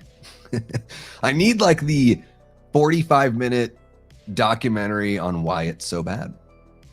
I need that more than I need another Oz Perkins movie. You know? You know? You know what? We may disagree, but I still love you. You know what I mean? You know what I mean, Koi? Yeah, Thirst Trap. Oh, my channel. Talk about Thirst Trap. My fucking channel's a Thirst Trap. Caleb, it is Caleb Landry Jones. Okay. Would make a good, he would. Yeah, I think he would. And he's like the perfect age. I think the guy that played Vecna would be good too, but Vecna's so much like Freddy. And like, I just think that's maybe like too close. But yeah, dude, Caleb Landry Jones would be really good. Yeah. Oh yeah. There's, who's the one guy that I always talk about? What's that guy's name? He was in the Twisted Metal TV show. There we go. He was in the Twisted Metal TV show. Jared Bankins. I just need to like kind of jog my memory a little bit. Jared Bankins was in the first season of Twisted Metal, only for a handful of episodes, but he's got this look, his gangly look, and his character was like taking all of this joy out of torturing and mistreating these people. And I was like, man, that's the Freddy vibe right there. And he's got a look that I'm like, I could see him as Freddy. And especially because he's taking joy from all these terrible things his character's doing. Yeah. Look kind of like Timmy from Fairly Odd Parents grown up. I think I know what the Fairly Odd Parents are. Is that where they're like fairly, but they're fairies, right? Are they like flying around? Is some sort of cartoon with thick borders on everything? I don't know. I think I know what you're talking about, but I never saw it. I'm too old. I'm just too old. Yeah, Devil Wears Prada is good. Simon Baker, all fucking day. Stanley Tucci's really good in that too. And I love me some Simon Baker. I'll watch him in anything. I have a tough time complimenting ladies. Yeah, I either sound like a total pig in like a gross kind of way, or I say stuff like, that makes Koi say poor Anya Taylor-Joy. I can't wait to meet her. I'll be like, whatever you do, don't rip my head off. Because she looks like a praying mantis. Citizen Dick, fictional band from Shingles. Shingles. That would be so funny if it's called Shingles. Singles. See, I Singles is okay. I thought I was going to love it a lot more. Like, Cameron Crowe is like kind of hot or cold with me. Like, as I was watching Singles, I was like, is this movie ever really going to get going? And it just kind of coasts through. But yeah, all the music stuff was great in that. How funny would it be? I would like his other movies. I must be missing something there, Carrie. What did I miss? How funny would it be? I would like his other. Oh, are you talking about? Are you talking about Kubrick? Maybe you are. Maybe you are. I'm so far behind. I just need to catch up with everything. Yeah, it's my sister's family, huge Diamondbacks fans. Yeah. Question: who is the thirsty one and who is the trap? I don't like. I guess I'm relatively thirsty sometimes. Who's the thirst? Who's the trap? Better yet, who's both a thirst and a trap? Yeah. Well, that's definitely. I could be both. I could be both. I could be. But I need to get back to the gym. All right. Holy cow. I'm caught up with the chat. That's amazing. 24 people are watching, and we're just, guys, it blows my mind. Sometimes I jump on and we covered news and everything. We've just been aimlessly chatting for like an hour and a half. And this is what people show up for on YouTube. It's amazing. It's amazing. Hit the like button if you haven't already. Why the hell not, right? I didn't even put a poll in the chat or anything fun like that. It's all boring tonight so far. But I might call it, guys. It is 1 a.m. out here. in the Phoenix area, and I think it might be time for me to have a little dinner. I know it's crazy. That's totally stupid, but skip dinner and jumped right into this. How about it? Let's see here. What do we got? The one from 2003, Freaky Friday. That one's good too. Freaky Friday with Jamie Lee Curtis and what's her face? Lindsay Lohan. Gosh, and I've seen that movie because I have nieces and nephews that are like that perfect age. That's actually how I saw Josie and the Pussycats. I was like, what is this stupid shit? And then I like watched it with my niece and nephew, and I was like, this is really funny. I'm like cracking up at these jokes. Like one of the funniest parts when Alan M is talking to Josie, and he's like, Jose, have you ever like, wanted to tell somebody something and like you just didn't know the right way to say it? And she's like giving him the, because she has such a crush on him. She's like, yeah, I think you should like say something. He's like, because there's this guy at work that just smells really bad. Like that whole set, like that shit cracks me up. I love Josie and the Pussycats, especially the PG-13 version, because it makes a couple little dirtier jokes, that I appreciate. Good night, 5x5. Take care, Jigsaw. Scratch Burno jumping on in says, last minute mention for the band, Everyone Gets Laid from PCU. Oh, that's a good one. That is a good one. PCU is fun. Well, Jeremy Piven, David Spade. Isn't wait, Jon Favreau's not in that movie, is he? But George Clinton, right? Parliament Funkadelic, I think they're in there as well. 4 p.m. Philippines time. Philippines time. There you go. Burrito. All right. Well, you enjoy that, Prince. I think I am going to get going here, guys. Thank you so much for kicking it with me. I really do appreciate it. You all are beautiful. More stuff coming up here on the channel, so keep an eye out for it. We're less than 1 week away from Scream, so there's going to be a little bit of that happening. If you are seeing Scream 7 on opening night, guys, I want you to know I am hosting a live stream right after I see the film. It's probably going to be about 11 p.m. Eastern time. I'm seeing it 6 p.m. out here in the desert. So if you happen to see it the opening night and you want to talk about what you liked, what you didn't like, we can talk about all the spoilers and all that stuff on that stream. Just want to let you know, keep an eye out for that. Set your notifications so you don't miss any posts and any live streams. Sometimes I go live maybe last minute or put a stream up relatively kind of close to going on live, so you don't want to miss any of that stuff. And I think that's all I got for you guys. You were all beautiful. Thank you so much. I guess I'm going to watch this movie called Stay Alive with Frankie Muniz wearing a gambling green visor like he's Hunter S. Thompson. I'm very, very interested in checking that out. But you all are beautiful. Thank you so much to the channel members, our Patreon members, our amazing group of Death Squad mods. I think Eli hung out for a little bit here, so we actually had one mod in the chat. It's kind of nice. You guys are absolutely amazing. I love you all. I will be back, but you know how we end these things.